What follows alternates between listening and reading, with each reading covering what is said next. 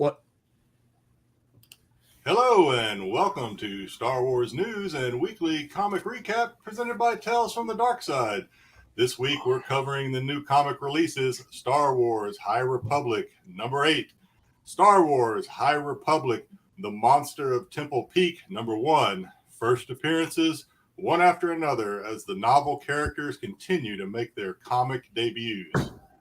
Hey, they were free, so this review is going to be free. No charge. We're going to go over the free comic book day issues from IDW and Viz.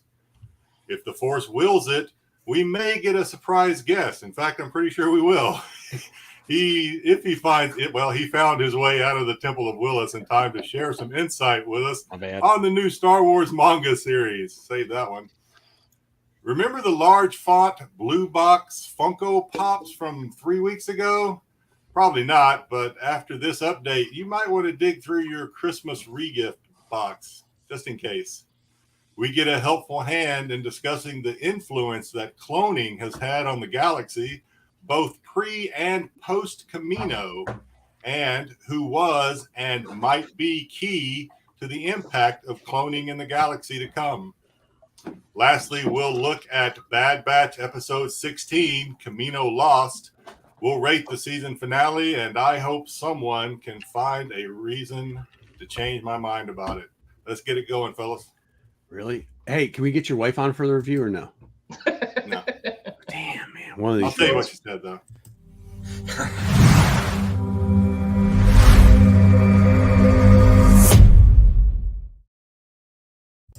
All right, good stuff. A lot of the intro problems were my fault. Jedi was so mad that I did such a great job of using his intro last week when he wasn't here that I decided to throw him a couple curveballs.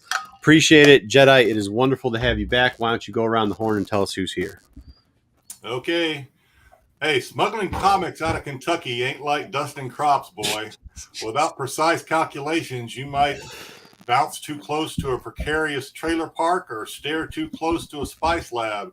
Then all your comics might fly right out the window. Just ask him. It's Macho Man Marco. Nice guns. Thank you. Hey, he's conquering YouTube, and now he's on to Whatnot. He's bringing the heat. His merch is banging. His comics are razor sharp, legit, crispy. They're going to be major with WWE intro music, strobe lights, and turntables. It's Pete Renovision. Here, here. What's up, guys?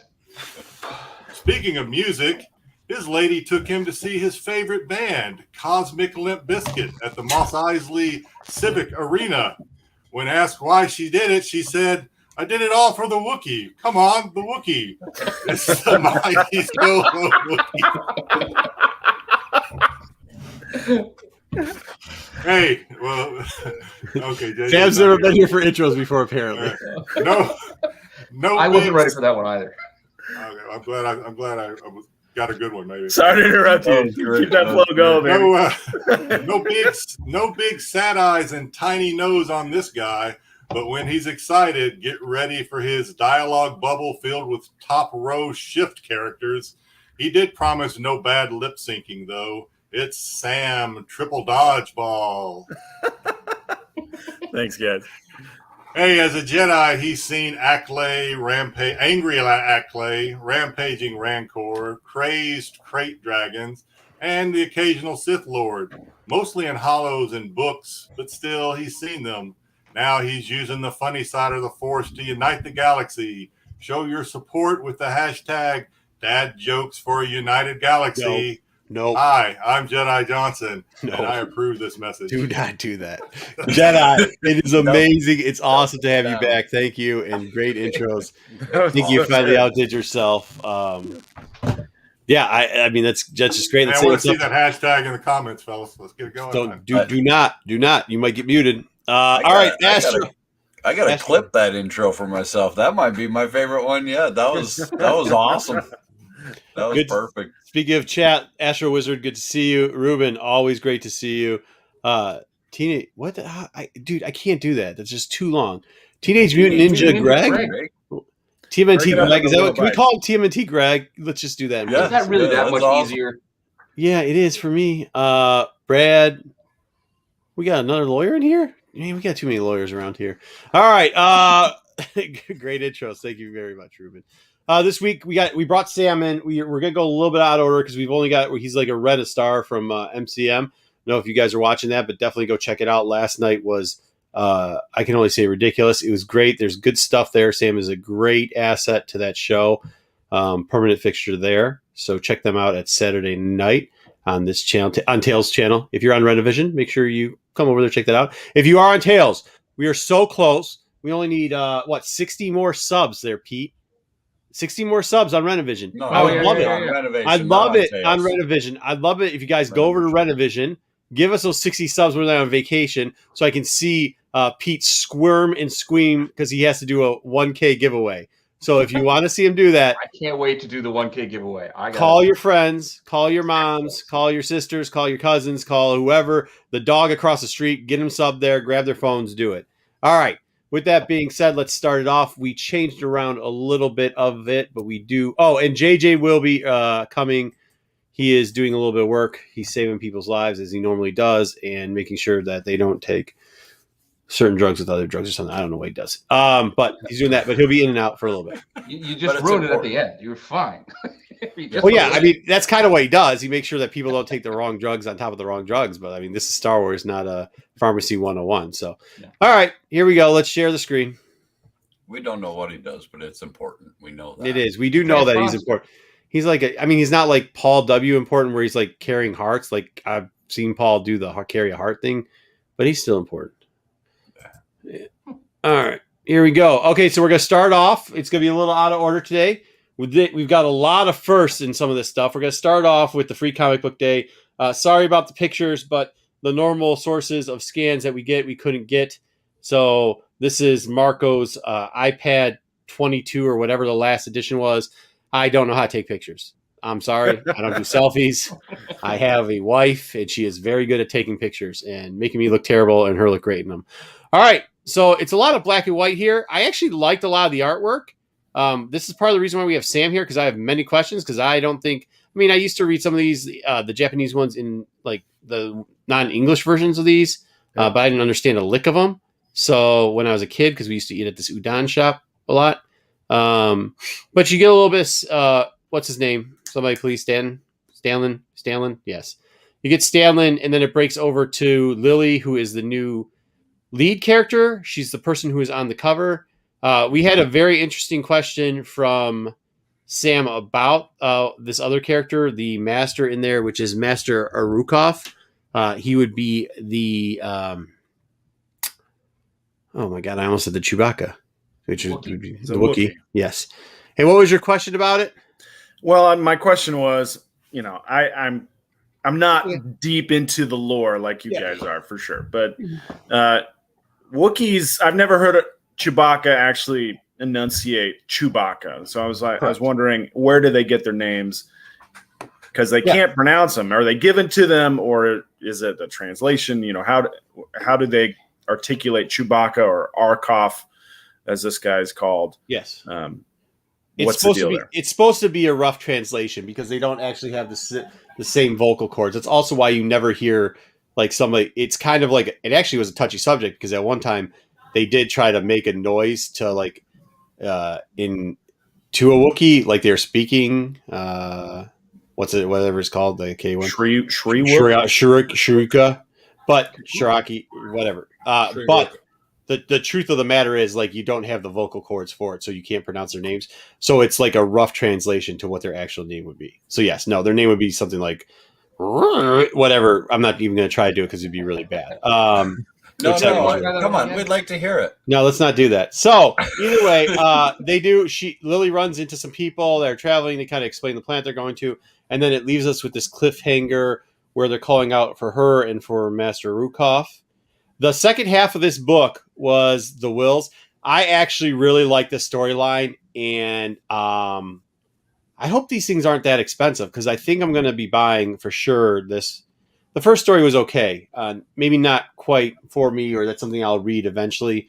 But the Wills storyline was great. I thought everything about it was kind of cool. I actually thought this was going to be Skier here for a second, and it is not. It's just another. It's actually not even a Jedi. It's just some Trandoshan that is crazy and mad because the Empire scarred him up.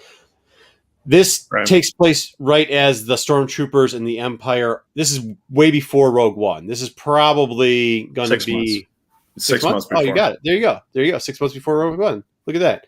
And you see them occupying.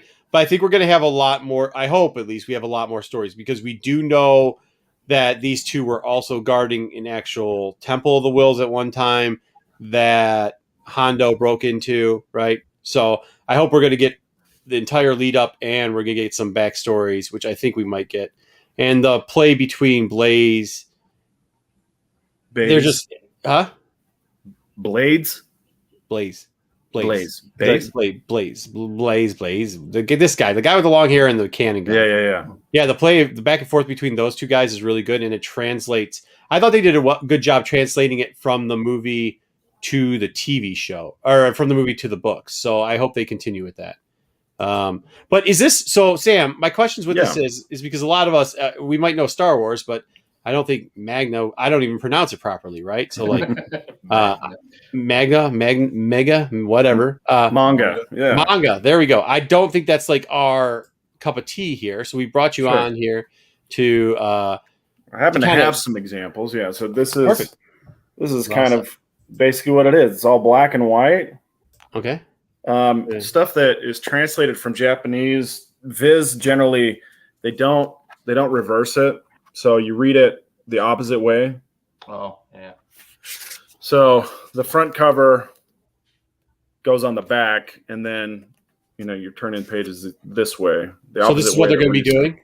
This is what this thing's going to be. Well, no. So this particular manga was written in English, I believe. So yeah, they are the way that you're used to, which is left to right versus right to left. But yeah, it's all black and white. They're doing just ink. Sometimes they'll add color pages, but these particular books did not have any color pages that I could see. The Garden of Wills is out now. You can buy it on Amazon or on Viz. It's $14.99 for paperback, $10.99 for digital. And then how many pages does that usually get? What does that give us? It gives you a whole book, right? Though Guardian of Wills is going to be 212 pages, I think. And for then, $14? Yeah. Oh, that's sweet. All right, I'm good. It's like a novella. And then the other one, Edge of whatever it is. Yeah. Is same price, and it's 198 pages, but that comes out in September. Okay. And so is it as detailed? Typically, they're as detailed as that, like they were in that book, right? Like the first book, there was so much action. I know it's black and white, but like I don't know what you guys thought about it, but like there was a ton of action going on in a lot of those pages, and that's typically how it is too. I'll tell you that most manga that I read or I've read is more detailed than this. So this is kind of a middle of the road example of the type of detail you end up getting with a manga. They used to be drawn on like giant pieces of paper, and then the manuscript is delivered to the publisher, and the publisher scans it and resizes it for the print version, and then the digital release. But now they're doing it on a digital tablet, right? Okay. Where they're doing all the drawings by hand on a tablet, and they can zoom in and make it as detailed as they need it to be. So you do get in a lot of manga, you get some very incredible detail. This one looks like, especially Garden of Wills, looks like it's a little bit less detailed than what you would get from a general manga, but it's still pretty high quality, I'd say. The other one, the older or the High Republic one, that one is pretty on par with a lot of the good quality manga that you might see. So do you think manga people are going to like this? Like there is, I mean, I know I'm going to mess it up all the time. Is there something else I can call it? Like a Japanese comics? Manga? Japanese comics? You call it, yeah. Yeah, so like... Manga is a pretty simple word, but yeah. Stop it. Yeah, I don't know what the trouble is there, Morocco, why you can't pronounce it. So Stop. With the Japanese, is this something you think will? There is. I don't know how much you know about, but there are Star Wars ones already, and a lot of them were based off of the movies. They're just kind of the basis. They were originally done in Japanese, and then they translated some of those over. And they're rarer. You know what I mean? And people do collect those. Is this going to be the same situation here? Do you feel? And do you feel it'll hit the market, or do you think this is just kind of try to geared at Star Wars fans to get them to read something else? Yeah, I think this is. I don't think that this is the highest quality stuff in my opinion, but I think the Guardian of Wills was a decent story.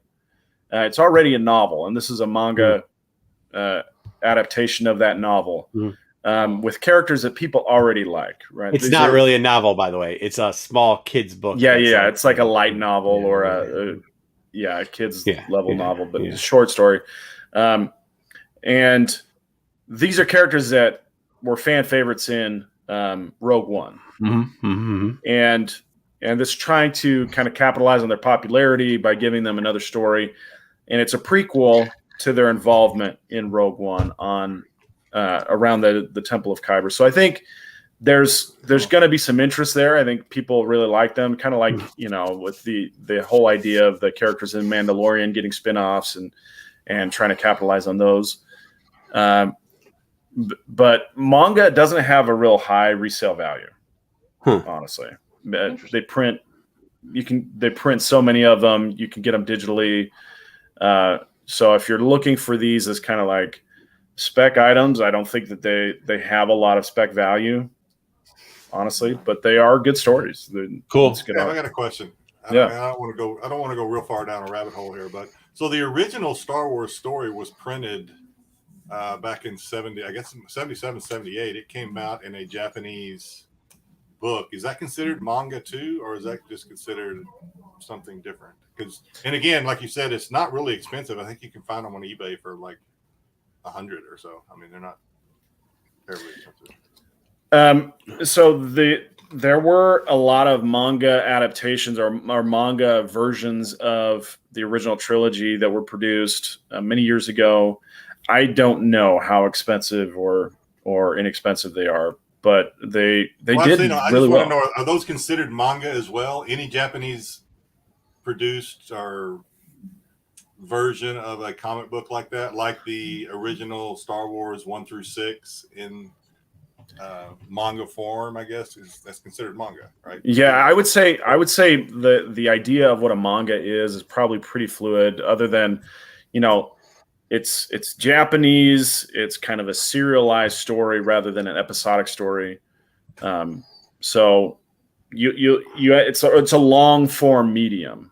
So you'll see characters go through lots of changes rather than say like a He-Man where they start the episode and end the episode in the same position. Whereas in a manga, every chapter they're moving towards a final goal, and it's not episodic; it's a long form. So those are kind of the big differences that I would see versus kind of like an American comic where the storylines are more episodic, more self-contained. You might have a series that has a long run, but then at the end of that series, they'll start over and tell a different storyline. And basically, like Peter Parker's going to be in the same place at the end of that arc as he was at the beginning. The other thing is, there's a lot of black and white. And the paper quality is just, like you might get from a typical novel. They don't do a whole lot of slick color prints. You can get those as like a collection, but generally speaking, the volumes like you see behind me here, it's just typical print paper. And To be boiled to death. Cool. Yeah. Yes. Yeah, that's that's a good one. We're talking about Star Wars, but man, One Piece is amazing. I mean, as someone who when I was active duty, I spent several years in Japan, and you ride the trains in Japan, especially the young kids, the young people. I'll say they are in those books. Just about everybody riding the train is reading manga. So I mean, it's phenomenal.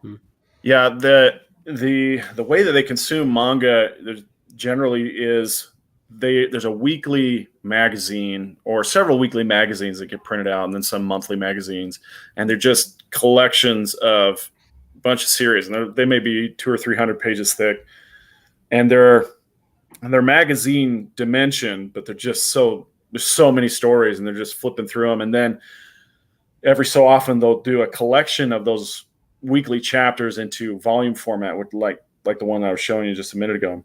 Yeah.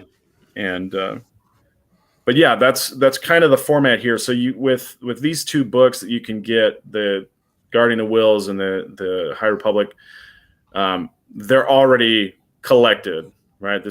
You're not waiting for the weekly chapters to come out. It's already the 200 pages, which is a typical manga volume. Is there odds that they're gonna typically do they do one-shot books like this, or do they usually do like a series? I have a feeling they usually do series, right? Like it's not. I'm hoping that they're going to have more of the Wills, is what I'm asking. Do you think there's a probability of that, or do you think it's like, no, this is probably just a one-off that they're... The Guardian of Wills is just a one-off. That's my understanding. The High Republic one, that is a series, and they this preview here, I think, is chapter 1 or volume 1, and then I guess depending on its popularity, you'll probably see more. Mm-hmm. All right, Chad. 6 months. If this is 6 months before Rogue One, you don't have a lot of runtime. No, I know, but story anyway. Yeah, but what I'm saying is, like, if they do this story and then they do other ones, because there's been a bunch of little small tidbits in other comic books where they've given us like 1 or 2 pages and saying like, we're gonna give you the rest of the story, and they never have. Almost kind of like the Book of Hondo, where they give you a little bit here, a little bit there, and they never have. Chad, I'm not still hungover. Pedialyte has Freezy Pops now, so you can just eat those all day long. They're great. Want to say hi to everybody else. Leftover, good to see you. Comic Journey also. All right, hang on, Chad. What? Is Dodgeball married? Yes, I am married. Because this isn't going to increase my chances. You know what? Chad? I have 7 kids, so suck it. All right? 7? Oh my gosh. 7. Damn, slow down, buddy.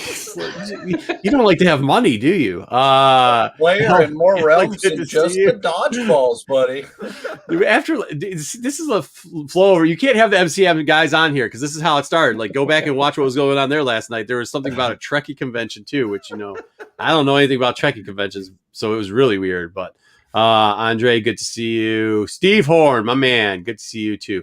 Anyways, all right, enough of personal life with Sam. We're gonna get Jamie. Good to see you. Jamie, good to see you. I think you just missed it. And Darth Lopez, of course, he's always there. Hey, let's get back to the reviews before we get into more how many kids you should or shouldn't have. That's a lot of kids, Sam. What is wrong with you, dude? Like, seriously, that's way What too is wrong with me? Dude, I pay the bills. That's too many. I can barely manage one. Yeah, it's not about paying the bills, Sam. It's about your sanity. The Monster of Temple's Peak came out. We were looking forward to this book. It's the Calvin Scott. It was originally going to be the trade paperback, and then it turned into the it turned into comics now. I think they're going to split it off into JJ. How many? 8, right? 4. Starts out with this creepy girl with the missing tooth trying to listen to what the Jedi are saying, and then her uncle. This was out of place. I was disappointed. I actually might save off and wait till it comes out in trade paperback and just buy it that way. Because it seems like it was a little bit off. But we do get our first here for Ty York, who seems pretty cool. We've read it. We've read her before in the novels, and it wasn't. I thought she did pretty good. I thought they portrayed her well. She's a little bit of a smart ass too, which is kind of nice. Which I like. So she wasn't supposed to kill the beast, but instead, you knew it was coming. She ended up chopping off the head because apparently she's got fans that just go around and try to find her, which is an interesting take on it, which is kind of cool, right? Like, that's what this rabbit thing is. It's like it was just going around trying to, like, they heard that there was this Jedi hunter that's not part of the Jedi Order anymore. So they went out there and almost got eaten. She goes back to the spaceport, and then we see this part where I thought this was kind of cool. Well, who does this guy look like? The Bosso guy. Doesn't he look like somebody else? He looks like somebody from a cartoon. Doesn't he? No, am I wrong? Like a Sonic thing or something like that? I don't know. Anyways, so they're going back and forth. He smuggles these animals, and he was like, "Oh, it's like the guys in Florida with the anacondas, and they're always dumping them in the water." And she's like, "Hey, listen, man, I had to kill him, so whatever." But the Jedi come down, and they're looking for that guy for smuggling animals. She has to run away. She just throws him to the side because he tries to get on her speeder bike too. And he's like, "Nah, I'm going to give you the Jedi so I can get away." So she definitely doesn't want the Jedi finding her, which is interesting because we know that she kind of runs into some of them. Also, something in the Free Comic Book Day tells us that too. And then it goes back, and this character right here is kind of probably the most important character that came out this week, I'd say. JJ, correct? Yes, no? What, besides Ty York, or yeah, besides Ty York, yeah, I guess. So. Yeah. So Kalis Trenda, whatever, the guy right there. And the reason why he's important is because if you guys remember, we always talk about it, how important the book of the Dooku book, The Lost Jedi, is. When Sifo-Dyas was going in and was he the library or whatever, he was trying to go in and find out, the Sith artifacts, right? Yep, the Bogan collection. Yeah, the Bogan collection. They bring up this character right here. And the rumor is that he left the Order, but they also kind of hint that maybe he's been kicked out and nobody really knows what's going on. But is he officially part of the Lost 20? No, because he was only a Padawan, I think. So he wasn't a Jedi Master. Yeah. But so between her, but this, obviously he's gone, and obviously she like hides herself from the Order, right? And her master doesn't seem to be dead either. That's the guy with all the eyes, Master Khabib, whatever. Let's go with that. Yeah, we're gonna go with that. All right, there we go. Shish Kebab, the Master Jedi. So, I thought it was pretty interesting. They definitely gave like 3 or 4 pages to that. So we'll see where it goes because it does seem like he's going to play a bigger role in it, which I think this is all, once again, leading to the Lost 20, which I hope we get. All written by Kevin Scott also. Yes, it is. The book, I got a quick everything. question. So when I was reading this one, I assumed this took place before Rising Storm or it did. Novel. Yep. This was before. Okay. Yes. Yes, JJ, that's how you took it too. Well, this part for sure was where she's knocking down what's his name, because that was flashbacks. But yeah, because the novel, we kind of talked about it just a second ago, but she doesn't seem to have as much problem interacting with the Jedi. So I assume by trying to hide her identity, this is before. Mm-hmm. I'll be honest, I skipped over the thing that kind of describes it at the beginning. So I do too. I always skip over those. Me too. There's 4 scroll or whatever you want to call it. So stupid. There's so many of them. Anyways, we run into her robot 2 that she will not change the name for, which is Kalo 03 or something like that. Who cares? But it's kind of cool to actually see it, I guess. And then she's got her little like dice thing game that she throws for luck to see if she's going to do jobs or not. It was described in the novel. It's just good to see these all visually. She ends up on the planet, and then we come back to them talking about this great beast that's attacking the people and another weird alien type character. I know they're all aliens because I know it's Star Wars, but still, that's what we refer to it to. And then we get the uncle guy, and he somehow lost a bunch of weight, but his haircut's similar to the same, maybe aged. I don't know. They don't really give us a timeline on that one. And then the girl, I think that is the girl, right? The girl with the chipped tooth now can't speak. She's deaf because she screamed. Is this what we got out of this? This is why we need the whole book, because I think they kind of went back and forth with it and kind of screwed it up. They give us one more, and then they actually start to talk about the dark side realms that my man here was getting involved with. So hopefully we get to see more of Kalis and his whatever he did to get it expelled / quit the Jedi Order, which we naturally assume has to deal with a lot of the Sith. I think he got erased too. Didn't he get erased from the records?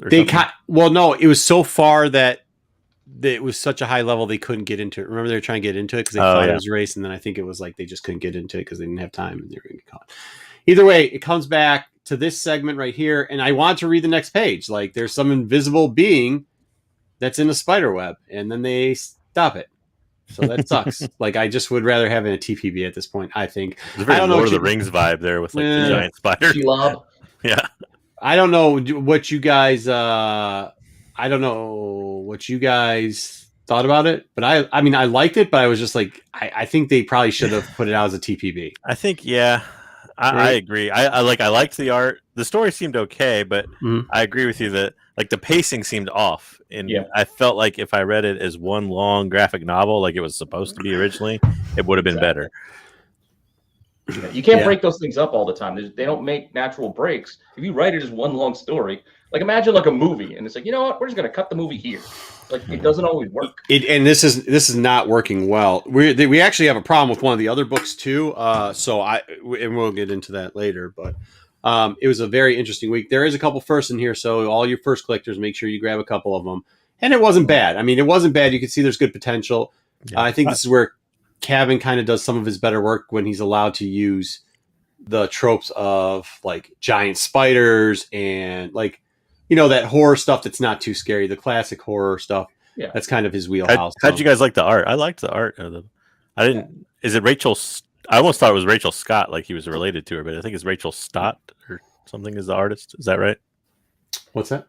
The artist for the book? I think it's like Rachel Stott or something. Yeah, whoever it was is good. She did a good job. All right. Red Rick, we're just joking with Sam. So it's kind of funny. And Astro, it's not people in the South don't like McFarlane cover. It's only people that in the Southwest. Actually, only one state. It's Arizona. Arizona. All right, that's it. Okay. Hey, Shannon. Good to see you. Thank you for being on last week. Appreciate it. Had a great time, and thank you for the hospitality. All right. Next up, we've got number 8. And I didn't even give all the covers because now there's 5 or 6 covers to this. But God, whatever. There was some. This is probably some of the best inside art. I really thought it was cool. You know, I also like that the Hutts now have got armor and rocket blasters, and then they can shoot like whips out of it too. Like that was kind of some of the coolest stuff here. And JJ, what is the name of that little character in the middle there? He's a Jedi, like a cat-looking Jedi. He was in that one video game with Cal in it, right? The same species was, correct? Oh yeah. God. Fallen Order is a game. I don't remember the name of the species. Yeah, but either way, so they created one of those to be a Jedi. There's a lot of nameless Jedi. I think there's like 3 nameless Jedi that probably they got an appearance here. Maybe we'll see them later. Maybe we won't. Wasn't the Jedi slime guy?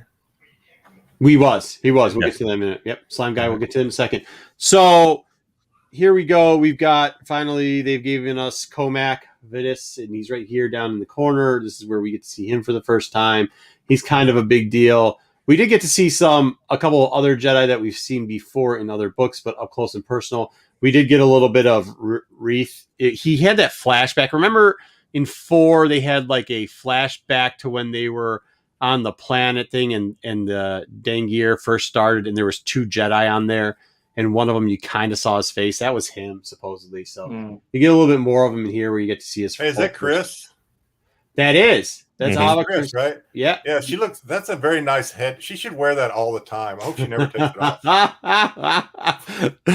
Somebody has an issue with Kylo Ren 3. The holocron. The holocron appearance. Yeah. The holocron appearance. I had to throw that in. We can move on. No, I appreciate it. I did kind of like it. Like they got her possessed. It was pacing. They also brought up that somehow the Dangir can control giant ants. I guess now too. I mean, why not if they can take over humans? Plants, whatever. ants, it rhymes. Let them do it. Yeah, I mean, it's all good. So we get a little bit more. We get a little more of a lot of Jedis here, which is okay. I think this book too, when we're talking about pacing, unfortunately, there you go. There's Slime Guy. Now, Slime Guy is a very interesting story here too, because Oberlin in the books and the books that Calvin Scott wrote, by the way, is at a battle. Like he's actually on Vol right now. Like as this is going on, he's on Vol, and they put him in this comic too, which Cavan writes. And I think, and I was going to talk about this, that's what you're bringing up, right? Jedi? Slime Guy? Yep. Yeah. Jedi slime guy. Yeah. So I think they cut whatever the second arc of this comic was short because the Dangir weren't working out. And I think that's part of the reasoning. Like, because they said they're going to fix. He says like, oh yeah, but I have something down the road. I'm going to fix this somehow. But no, they definitely like seem like they rushed it out. The whole ant thing, how all of a sudden she's completely possessed. It didn't really make sense. They actually asked where. I mean, it was a mess of a book. The art was great, and it was cool to finish up that storyline. But like, even when it came down to the part of the huts and getting evacuated from the, like, they wanted to annihilate the dang gear, and they're like, no, we're going to freeze them with this power. There's Wreath with whatever the sun power force field thing was. It kind of came out of nowhere. It's like, activating master. Yeah. I'm like, what is going on? It seemed like kind of see this coming, because wasn't it JJ a couple of weeks ago kind of saw this coming, like they're gonna Independence Day them, the master. Yep. Yeah. But I think, like, if you read this book, it seemed like there was pages missing from the book. Like, all you needed was Jeff Goldblum with the virus speech. Mm-hmm. That's how you give him a virus. Right, but they didn't do that. All of a sudden, they just have the device somehow that's like force fields. It didn't make any sense. Chris being like, none of it made sense. I do like the whip, but it sucks that I got caught up. Anyway, so they now have them in a force field. They got the Mama Dangir in a force field because they don't want to kill beings, even though, like, it's the worst possible thing ever. They bring up how the Sith, like, tried to just put into stasis to control it, but they're just trying all throughout the novels, right? I mean, I don't know. Mm-hmm. All throughout the novels, you're seeing this all life is precious kind of. A little bit. Some of the Jedi are like, no, we can't take it down, and we need to learn how to kill it. So I think there's going to be you can tell Mace Windu wasn't a Jedi of the Order in this. Well, he's like, let's assassinate this guy like 200 years later. Yeah, well, Aura like wants to cut him in pieces. Like, she doesn't care. Like, she's ready to go. And so are a couple other ones in the novels. Even Slime Guy completely annihilates some Nile. So, like, it's not. Yeah, I do find it funny that the plants, they're like Lorna D. What's that? It was Lorna D that he battled. Yeah, he almost lost on that one, but then came back. But yeah, but I find it funny they're willing to kill those, the aliens or the beings at least. And when it comes to plant life, they're like, no, we're just gonna bubble capture the motherboard. Whatever. I'm glad it's over. That's all I'm gonna say about that. Is anybody disappointed with how this ended? Because I'm okay with it. So now, last page, by the way, they're going back to the festival that's taken over. This links up to the free comic book day too. It was weird. They were supposed to have the other thing. The solicitation for this book had said that they were going to have the adventures, the IDW book, cross over the kids that were with Yoda training the Padawans. They never showed up in this book. So I think, like I said, I think they did about face and was like, man, these are like at 4 started to slow down. 5 was kind of bad. 6 they were at the battle, right? Of however you say it, Sai. Yeah, the one where the Nihil destroyed the festival, the fair. Whatever. They come in afterwards, but because they were hoping Yoda would be there, but he wasn't. Yeah, so I mean, that's what I'm saying. I think it seems like they about faced a lot of stuff in this book. So what do we got going on in the chat? Anything good? Yeah, Steve.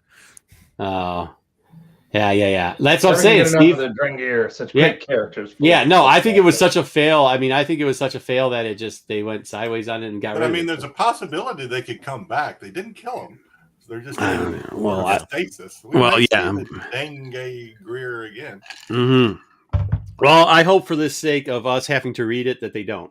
Is anybody against that? Anybody really in love with that character? Because I think across the board. No, but I think they invested so much in them, it makes sense that you just put them to the side. Put them to the side. Just put it to the side for a while. Let's see if we can do this right next time. Because, I mean, the one thing that Jedi has been saying this week, too, and I guess a couple of the guys, JJ, too, in our chats, is like, the D character, which we've been talking up for a very long time, that it looks like she's going to be it. Like, I think we're on the right path with that one, where she's going to be the main antagonist now.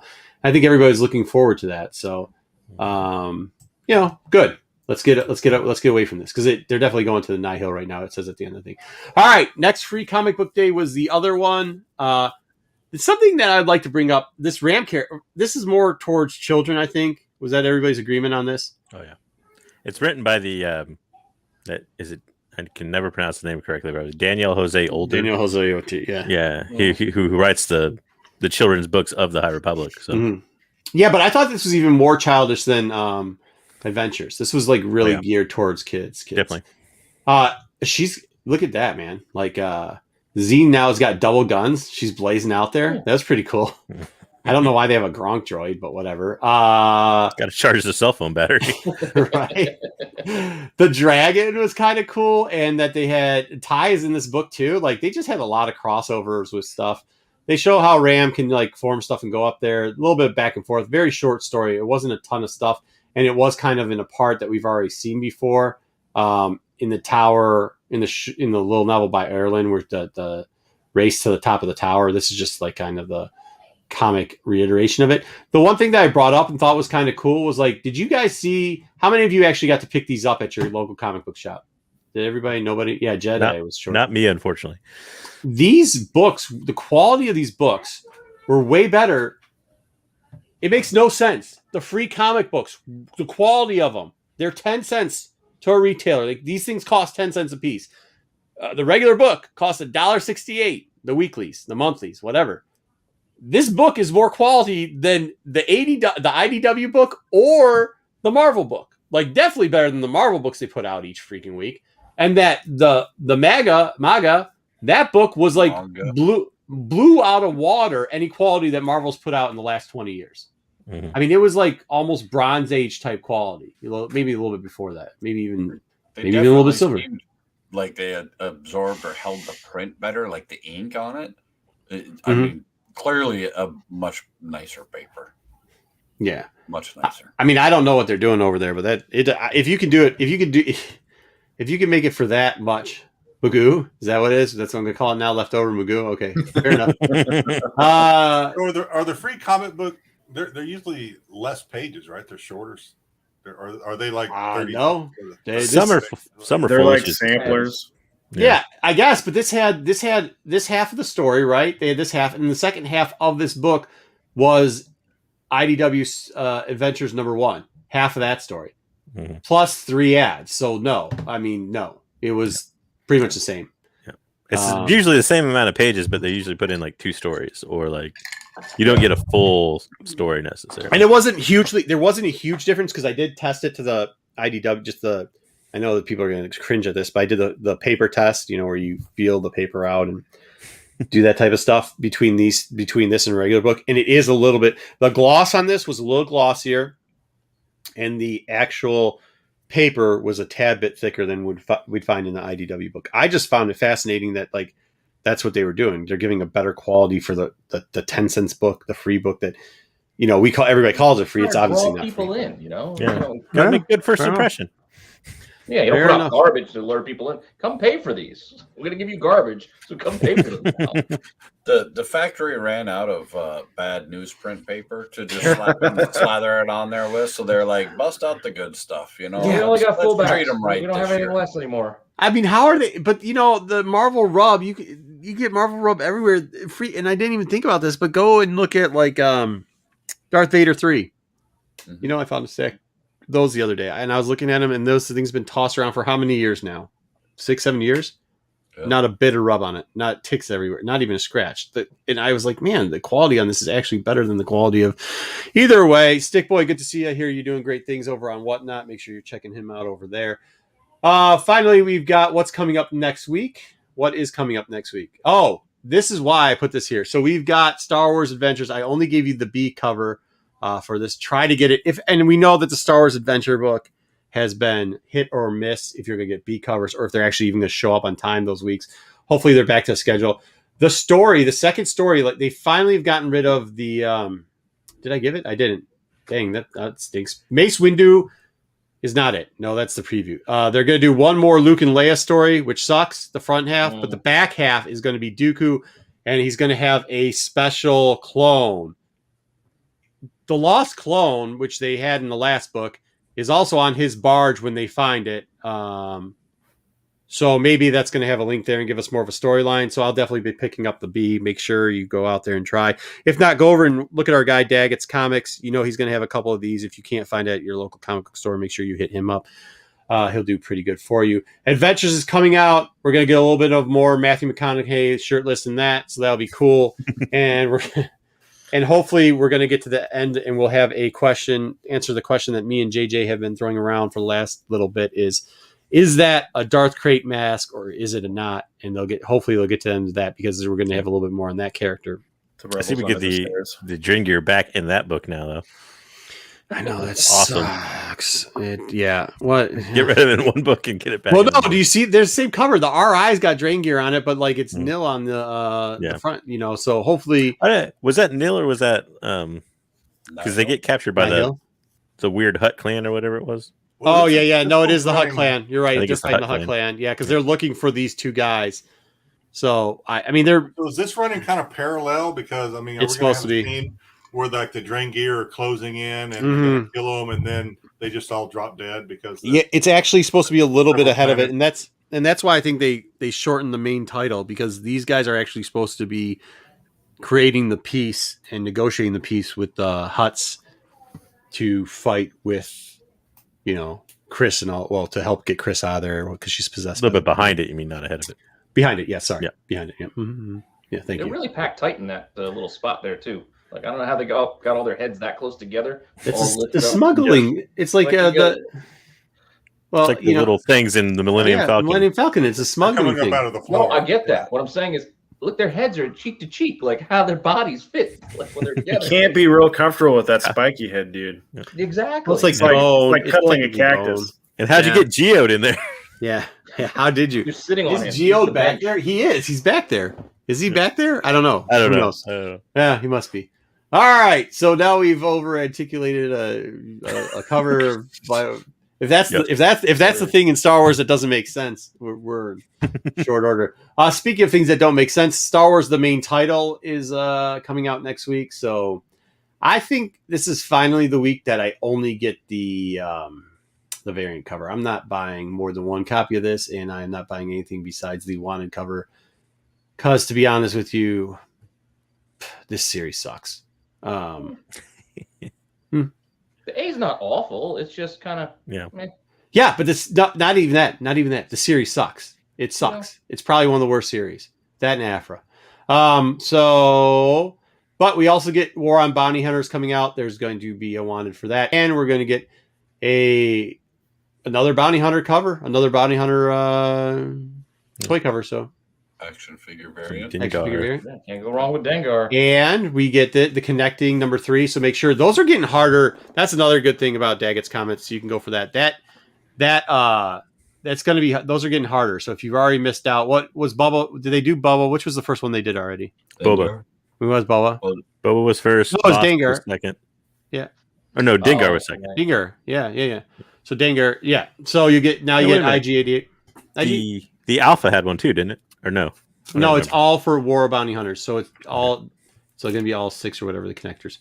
And then they've got, the Afra story in War of Bounty Hunters, they don't need an Afra book, and they actually don't need a Star Wars book, because those books are just a duplication of what's going on in War of Bounty Hunter at this point. So save some money, save some time, just buy War of Bounty Hunters. FOC, this is where it moves on to something good. We finally go away from the Luke and Leia storyline, and we get the another purple foot news- cover. This is the foot cover, yes. That's another one. Yep, Oh yeah, Bigfoot. Bigfoot. Yep. Bigfoot Boba taking off. We'll see Nice what's Mace about. Windu cover though. That's technically the first time. Yeah, that's the A cover, believe it or not. Is that a Frank Avila? Is that Mace Windu? The purple might be. Might Yeah. be. It Yeah. looks like this. I don't see his signature, but it's I don't probably see it buried either. in there. It was probably buried someplace. This was also off the FOC portion, so who knows? We're gonna have a little Mace action. This actually is probably a book you should pick up. Out of all the adventures that we've talked about before, this is one that you should probably be circling. This is the first time that Boba Fett's going to hit the IDW Adventure Line 2. As far as this storyline, we do know he was on the cover of the first ever Star Wars Adventures for IDW, but we're also getting a good Mace Windu storyline. Supposedly, that's what they're promising us. FOC also continued. I guess the sales for Dr. Afra didn't do so good, so they opened it up for another week. So if you didn't get the design for the Houndtooth, Bloodtooth, which what is it again? Houndstooth. Eagle 5. Eagle 5 or Houndstooth, you could get that, but they also have a Bubba semi Yeah, it's sketch, I guess. Starship. Yeah, Bubba Starship now. What is it? Hey, Jedi Johnson, what's the name of this ship again? I don't know. I read something that they're just going to call it fire spray or something after the class. All right, so Spray, Slave something. 1, you could get the Afternoon blueprint for Slave 1 if you want the blueprint for Slave 1. Also, 4 out of 5, you can get the connecting cover, and we get Bosk, which I actually think is a sweet connecting cover. Remember, that's the bridge that they're doing there. Houndstooth, thank you very much, Dusty Baker. There you go. Good to have you back too, my friend. But there you go. That's what we got on FOC. Oh, no, we do. One more. The second print. They didn't show us the cover. So we'll watch the IG this week. When they come out with the cover for the second print, we'll put it up there so you can see what's on the Jabba Hutt. Number 1, second print. I wonder what will be the cover. It's probably an inside panel. Yeah, it's got to be an interior panel. It's going to be an interior panel. Why would they give us anything good? Lollipop. If you guys stop buying crap, they won't keep giving us crap. That's all I'm going to say. Well, maybe they'll make a 1 in 25 second print incentive. Oh, Jesus. If it's got lollipop, Thankfully, they haven't done that for Star Wars yet. Not yet. They haven't. Thanks for There's giving me an always a idea, first time Pete. for everything. Yeah. Okay. So that is it for comic reviews. Sam, thank you for helping us out with Japanese comics, too. I do appreciate it. My pleasure. You guys have Try a it great one night. more time. What are they called, Marco? Japanese comics. Make sure you're checking out Sam every Saturday on Tales from the Flipside on MCM with Kyle, Comic Book Jesus, and Ish. And then sometimes some of us just stop by. I don't think I'll be there this week, but maybe next week. Thanks again, Sam. Really do Thanks, appreciate guys. it. Have a good night. Good to see you, Sam. Good to see you. Liefeld drew Boba Fett's feet. Thank I you. saw that Yeah. cover. I know, dude. Yeah. That's not a good one. It really is not good at all. But what are you going to do? Actually, that A cover is probably the winner, right? Everybody agree on that?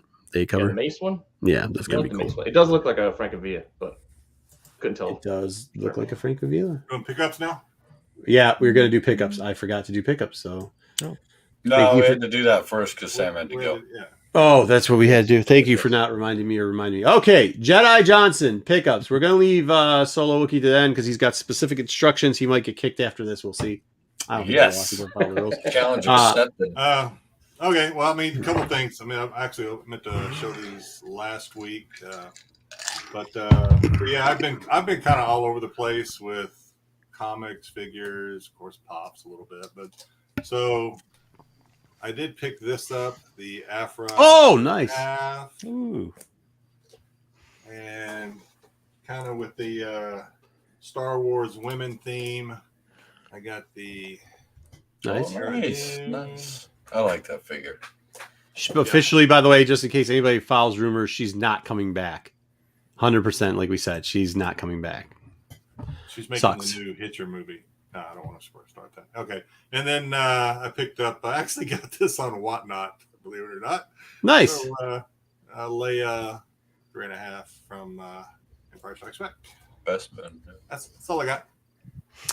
Yeah, it sucks that we aren't going to have her as a character anymore. I will agree with that.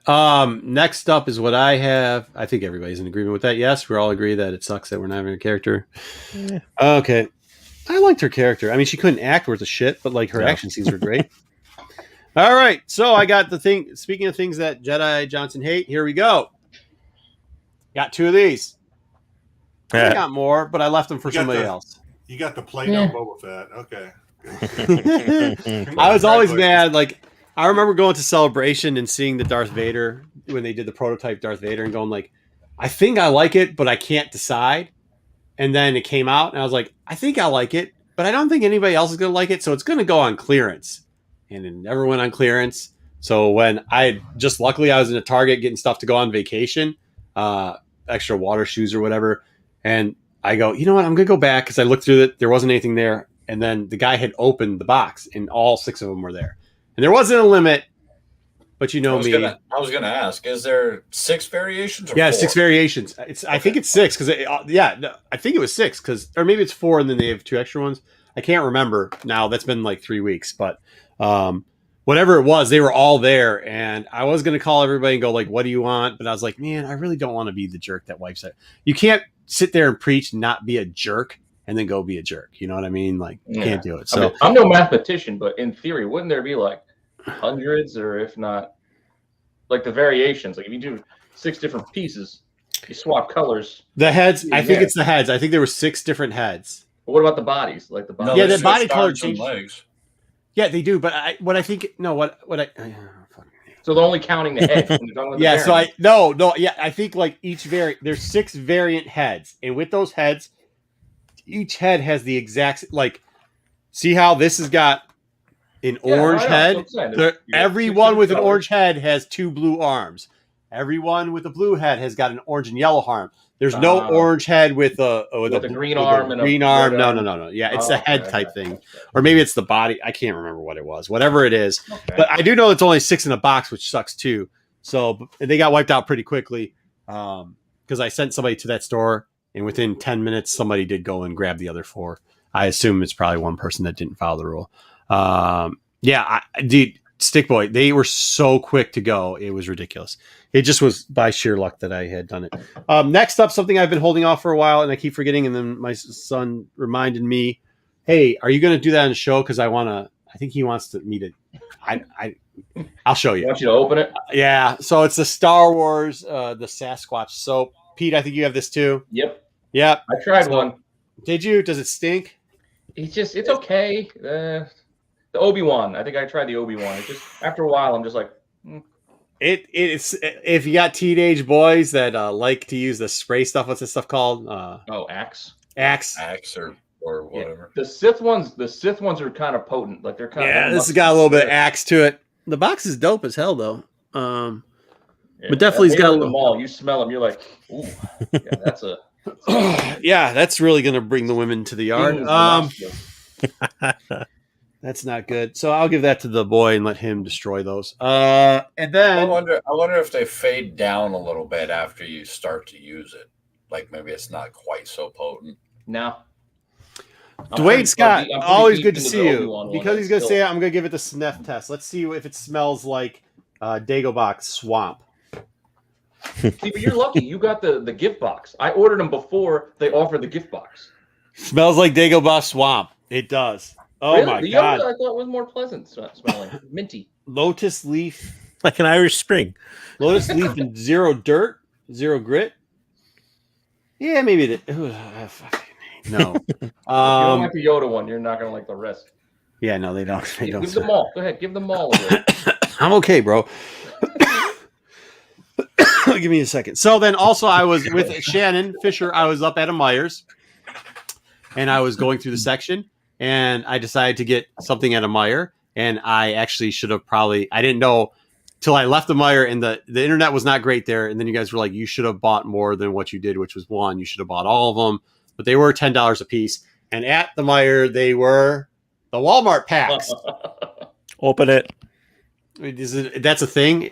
Aren't people paying like money? Okay, what am I looking for? I don't care what you do. I don't care what I do with it. I'll let the chat go. Soul Wookie's got some stuff. Chat, if you want me to open this. Yeah, open it. Open it. Open it. I've never seen a chat say, no, don't open it. Yeah. No, don't open it. All right, here we go. Give it to them. Then they'll say, no, don't open it. I don't want to know what's inside. Punching? What is an alien on YouTube? Aliens. I don't. Alien tuna fish? Here we go. Alien tuna? What are you talking about? The alien guy. What? On YouTube? I don't know why they're in Myers, but check your Myers because like they used to have those $5 pack. I thought it was gonna be $5 because they put it in the $5 pack area for all the people that are in the Midwest and have Myers, where they have cards and stuff like that. They have those $5 packs. Which, by the way, I hit a $5 pack up there too. I went there at the beginning of the week. They had a $5 pack which had that second True Love, the second print of that, and like an Iron Man fourth print in it or whatever that was. So that was cool. So I got that for $5. Somebody had already opened the pack to look what was in it, and apparently they didn't want those 2 books. And I was like, well, you're an idiot. So then I went back and said like, oh, maybe they restocked them because it was later on in the week, and they didn't restock them. They restocked them, but they restocked them with Walmart packs. So, all right. So we've got the High Republic. Isn't there supposed to be some really dope books behind the High Republic one? If you see them with the High Republic on there, I mean, does anybody care about the second print? The Spider-Man? Well, isn't that the ratio or something, or is it just the second print? It was like second print 1 in 25, or yeah, it might be. And then there's a Cosmic Ghost Rider in there too, and that's a 111. That's a 5571, 55 7. Okay, that might be the ratio. I think it's a ratio. It is a ratio because it's 7-1. Yeah, because and there's then- supposedly 1 in 1,000s in packs now. Yeah, probably. I mean, we talked about that on MCM a little bit. Jesse came on and he was right. Like, they do those buyouts and stuff, and obviously these pack guys buy it too because you have to. They can't charge ratio when they sell the ratios out. They can't charge ratio, so it's $1.68. You're buying a freaking 1 in 1,000 for $1.68. I mean, that's how we get them in those dollar bin boxes, anyways. Mm-hmm. You're talking about the last con. So the ASM is a 1 in 50 or 1 in 100. There's a buy it now listed. Thank you, Nate. $50 of that Nate, book right now. Nate, you're buying me right or you're not? Because if you're on the other side of the state, on the west side of the state, that's where I found him in the Myers, bro. So just so you know. Either way, that's good. So that's what I have, and then we have Solo Wookie. Solo Wookie's got a ton of stuff, so we might have to split it into 2 weeks. We're going to try to keep it. I think he's going to do 5 things here, right, Solo? Yes. Solo, yes. Yeah. 5. Okay. Here we go. So Whatever, let's see. 50. No, 5. You're As the internet's breaking up. First off, Is his internet? yeah, breaking is it choppy? Sorry. up? Okay, go ahead. No, we're good. Can you guys still? We're Okay. good. I did score one of these for cover real quick. Can you help explain to me a little bit, Marco, on this one? I'm not real familiar with this run. The Knights Errant. Yeah, so yeah, Knights Errant. So that was they tried to do a reimagination. There, I can't remember the girl that was in charge of it. It was trying to bring the Dark Horse stuff, even though it was a little bit gory, to a younger audience. It's probably like you always see the library books and stuff like that, the trade paperbacks. Probably one of my least favorite Dark Horse comics, Star Wars comics, by far. Okay. By far. Not even close, actually. Makes not sense. close at all. So, I did do some bidding, and I missed out on 3 and 4, but I did win number 5, signed by Ray Park. nice. There you go. Nice. So I was able to score that bad boy in a 9-8. Just maybe back away from the camera and tilt it a little bit. Maybe. Yeah. Yeah, that's good. Okay, fair enough. Fair. Go ahead. Next up. Yeah. They don't need to see your face, is what I'm saying. You can show the book. Good one. But they like them. They like the Wookiee. They did it for the Wookiee. I know, but like if you put the. Never mind. And then this one, I always like this cover. I love this cover. Yeah, that's cool. I found it for an amazing, great price on the eBays, and so it was a buy it now, and I did, and it was super cheap, super affordable, super awesome, and thanks for that, man. Super stoked to find that one. That was one I think quote unquote speculators had bought a ton in the FOC, and you'll see a lot. You got a great deal on it though. Anytime you could get a book for just a little bit of, I mean, what it cost, you paid. We know how much you paid for it, so.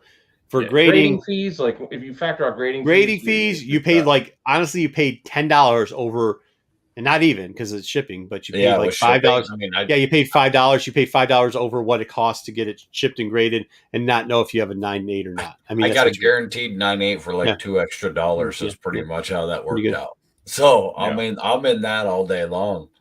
Some of you do know, some of you don't. I was able to go see our good friend and spend all day yesterday with him, Tony Fleece. He did some Star Wars Adventure stuff. He is also one of the co-creators of Stray Dogs, and he signed a ton of books and did this for me. That's awesome. That's cool. That is cool. No, back. Oh my god. Okay. Can you see it? Could you read it? There's a reason that it was up there.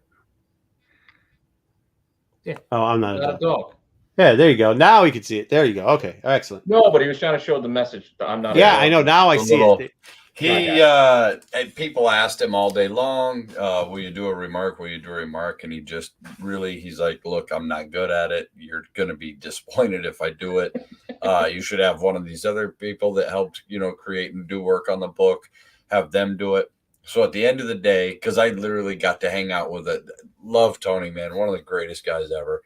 And at the end of the day, when he went to sign, I got some posters and stuff signed and some books. And I had him do those. I said, hey, will you do me a favor and will you write a remark? I know you don't like to do them, but I don't want a remark like everyone else wants a remark. I want a smart butt comment remark. Like I want, put a look both ways before you cross the street, and that'll be my remark. So I got I'm not a dog. Here's your Wookiee. Nice. Yeah, great guy, man. I can't emphasize enough how awesome Tony is. There you go. All right, you got one more? Or was that 5? That wasn't 5. No, that'll do it. All right, That's it. cool. Thank you, Solo. Something about you may order one for every 50 copies. So it's one. I think that's your Spidey. Yeah, the Spidey. Cool. Are you at Central, Nate? If you can get out to Ludington, they're over at there. But check out any of those. So whoever's distributing on the west side of the state is putting Walmart packs in the Myers. Just heads up and tip. Hopefully you come across some of them. Fair enough. Steve, do you know if the Spidey thing's worth anything? Because we can give it away on MCM then. Hey, Kyle. $40 asks. I was looking it up while you were $40 ask. Cool. All right. So not worth anything. All right. Next up, what do we have next up? Good stuff, by the way. Good steals there, Solo. It's good stuff. And JJ will be right back. JJ will be right back. Cool. Yeah. Perfect, because I think we're going to need JJ. No, we have a segment because we didn't do pre-show well at all. Good job, guys. Thanks a lot for that. Funko it is. Jedi, are you ready to get into some Funko? Yeah, that's it. I can't believe we're doing more and more Funko Pop stuff, but whatever. You guys are they're begging me to do it. The people love the Funko. No, that's not a thing. Okay, so I don't remember that one. You don't No. remember it? Yeah, you're the one that made a comment about it. So about 3 weeks ago, I did the. No, I don't remember that. Oh, This is what happens when you don't have. I did Hey, spell check. I sent this to you guys like a week ago. I 2 weeks ago. 2 this weeks past ago. week. That's Pete. Pete, that's on you. That's All what right. I'm saying. This is what happens when I don't have time to do my thing. All right. I got There we East go. Texas education, so I don't remember this either, but I don't think I was on the show. So there we go. okay. So wait a minute, don't go. Oh, back. don't go. Okay. Sorry. Yeah, so we got tied up with my spelling error. So so about 3 weeks ago, brought these up. I went over the large font blue box first release, kind of really the Star Wars and Funko Pops. Pete made the comment, if you remember, that one of these is not like the other, and it was, of course, the Greedo is currently even more PPG than that right now. We'll go through and go to the next slide. Mm-hmm.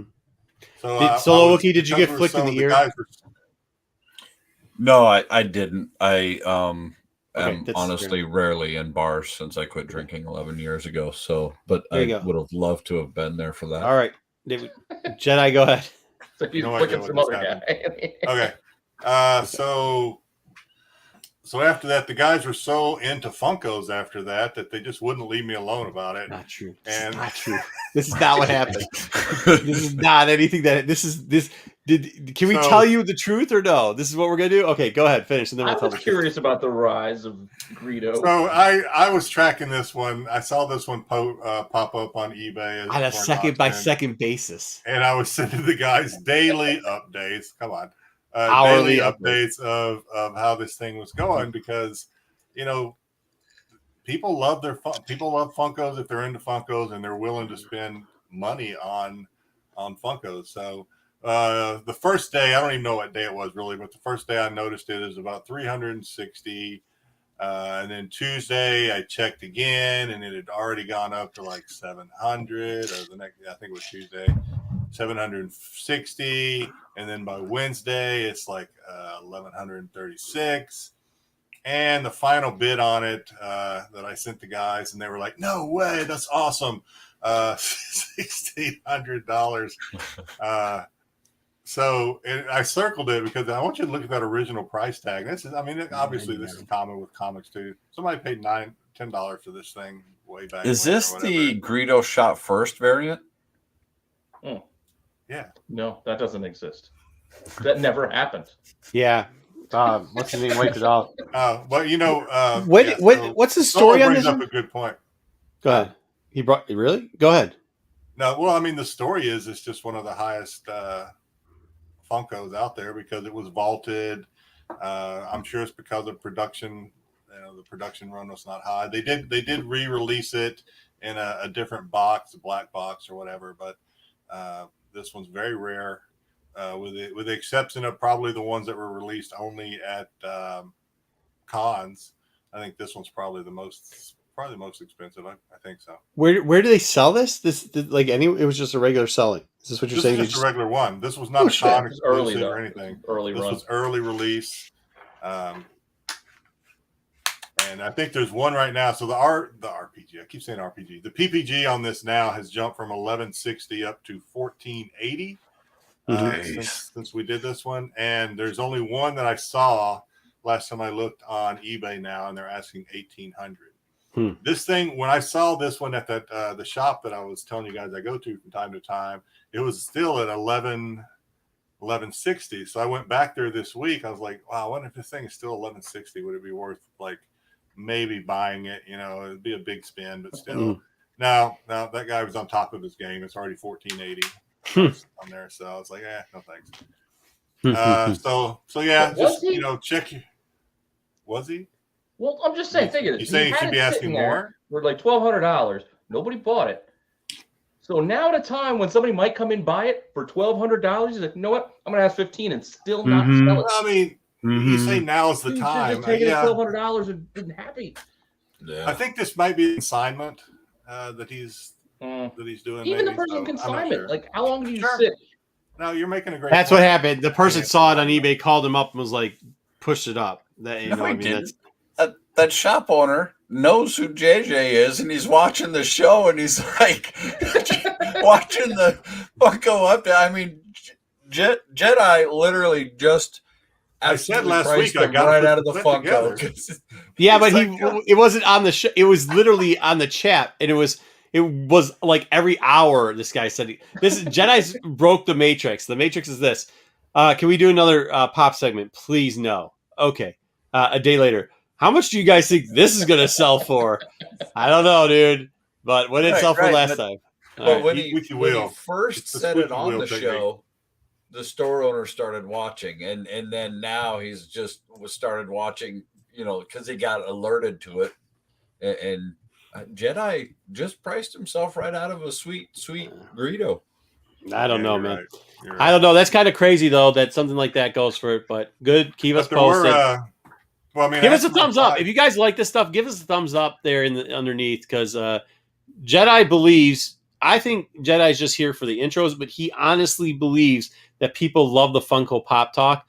So if I can stop doing Funko Pop Talk, I'll be happy. But if I can't, then we're going to have more segments from Jedi. So give us a thumbs up. What will I do if that happens? Well, you still do intros. I don't know. We'll do dad jokes. Hey, I had more slides, man. Are you not gonna let me do other slides? Yeah. I might not have had your other slides, bro. Let me see what I can do. Let me see what I can. It's in the slide. It's the same thing. There's more pages. Oh, there is. Yeah. We got lost on that. I thought the whole end of the story was we got. Well, no, because so after I did. Oh yeah, this is good. Okay, you ready? Tell me when. Yeah, go ahead. All right, there you go. Is that good? So after the show, I was just doing some messing around on the net, and I found a site that had some of they were selling those pops, and in the picture it was the large font pop of a couple of figures. So, and they were asking like $10 for them, and I'm like, okay, no way. But let's do a little experiment just for the sake of our viewers that love pops. And I ordered them. And stock photos. So, yeah, you want me to go? Yeah, we go. Yeah, go ahead. Yeah. All right. So the picture on your left there is what I ordered, smiley face. The picture on the right, the picture on the right is what I got, which is the black box reissue of Boba Fett. Tell me you sent these back. I did. And next Is slide. it the same number? Same number, yeah. Yeah, same number, but the big.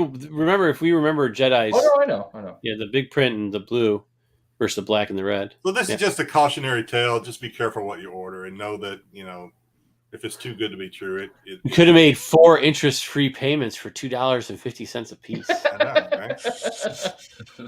So same thing with the Yoda. So I did contact them and say, hey, this is not right. You're false advertising, bait and switch. And they were like, oh, you're right. We didn't notice that.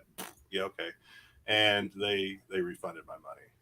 So I have my pops. Yeah. Meanwhile, Believe it they're or all not- trying to laugh at you. This guy's complaining about the color of the box. It's still forward. believe it or not, though, they let me keep the pops. Of They course said, they just did. Yeah, they said just Yeah. keep the pops and we'll refund your money. And I was Because like, then they would have had to "Sure, pay. 'cause I'm-" You would have had to pay shipping for it to return. Exactly. They said the shipping is going to be more than Kill me on the shipping. Yeah. Well, nice. There you go. Good job. So you got free stuff. That's what I like to hear. That's a good job. All right. Stay tuned for more pops. Good. Okay. We're probably gonna. Gotta I have think my pops. All right, good stuff, Jedi. That was really good. I did appreciate it. I like how you added I forgot about it, but I do like how you added what I ordered and what I got. It's a great story, and I'm glad that you got to keep them. So, as you should. If you try to bait switch like that, I don't think it was as innocent as you made it to be. I think they purposely did that. So, all right. Up next, we have got JJ's still gone. Cool. You should see the disc.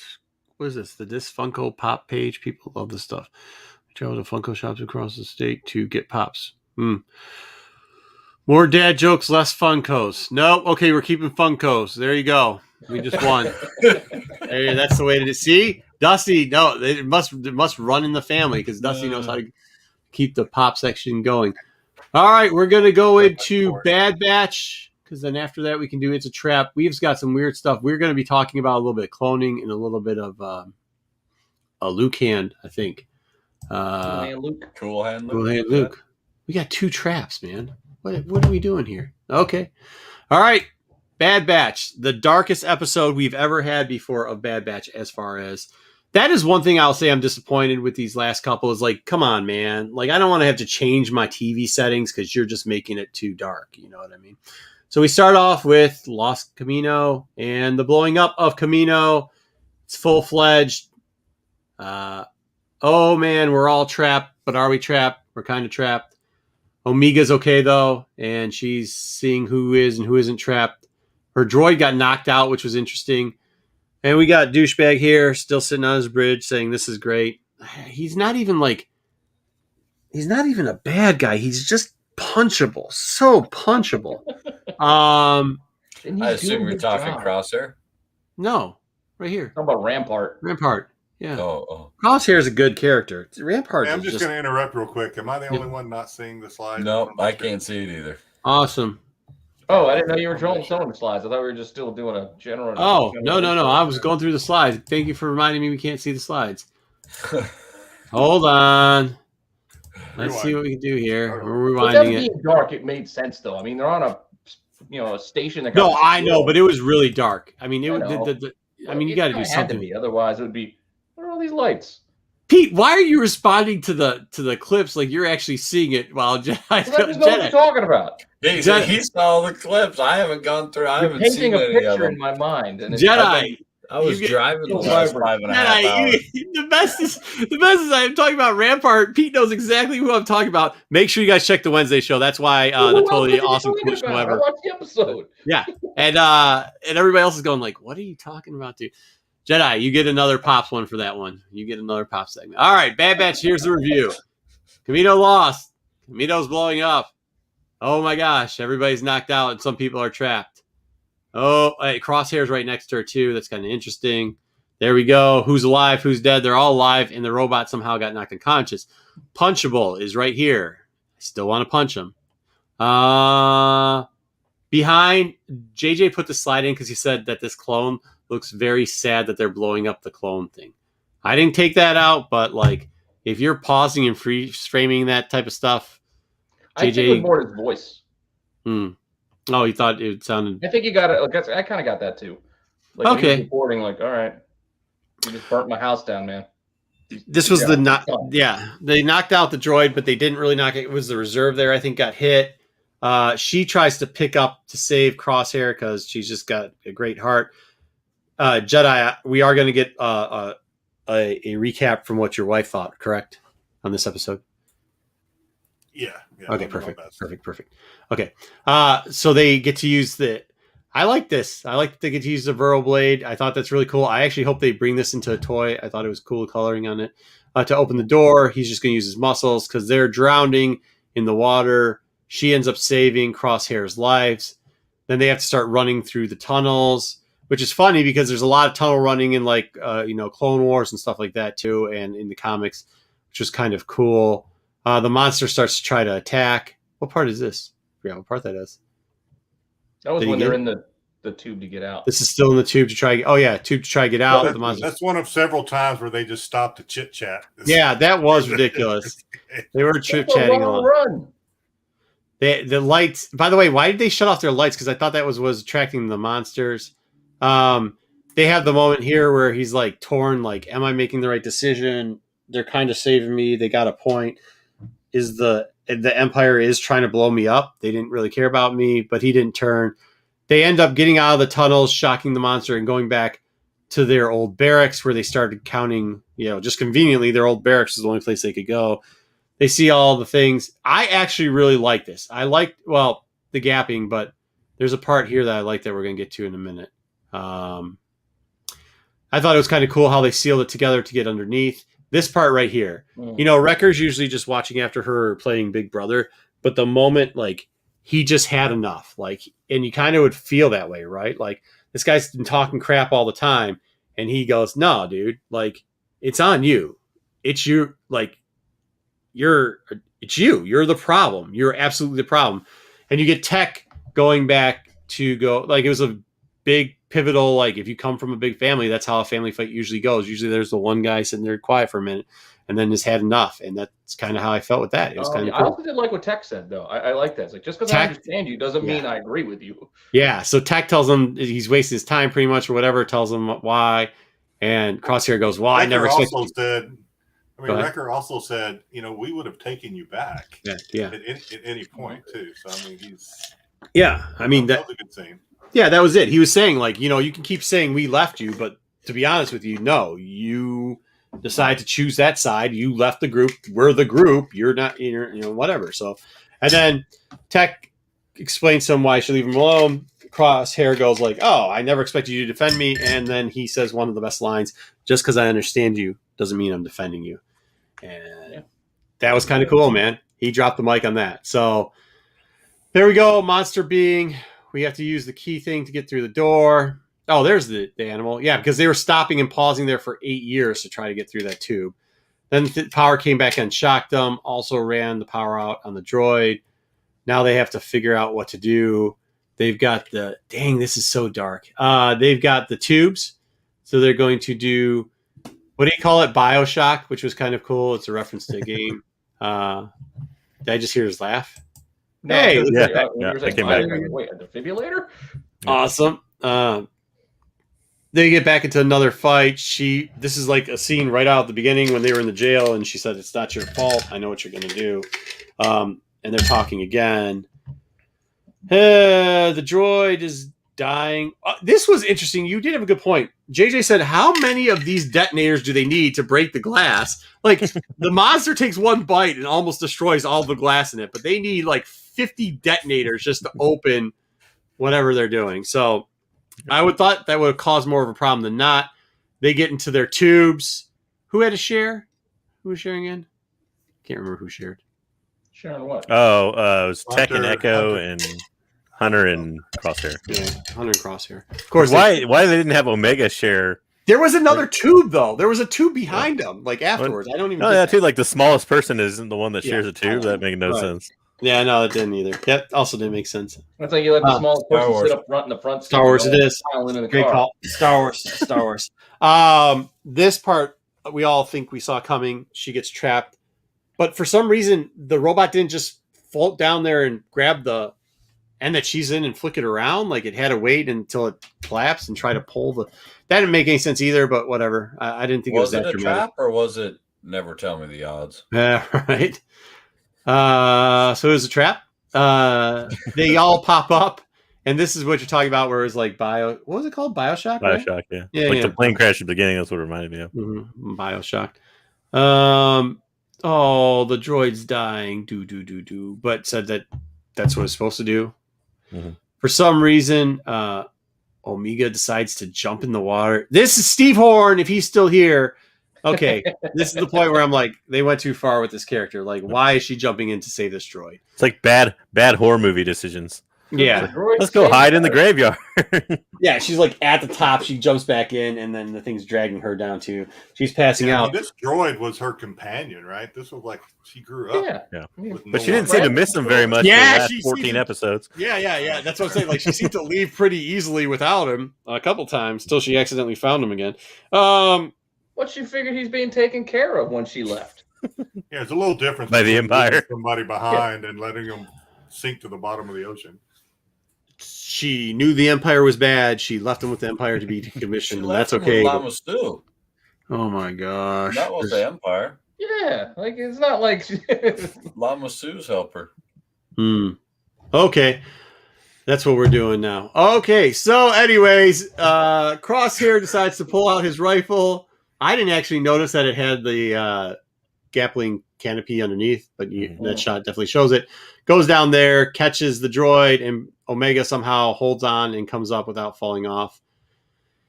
I thought this was cool. He turned around and every Bad Batch member had a gun just pointed at his head, not playing. So he tossed the gun over to Wrecker. Wrecker then has the gun. They get out. She gives a speech about, why don't you just come with us, eh?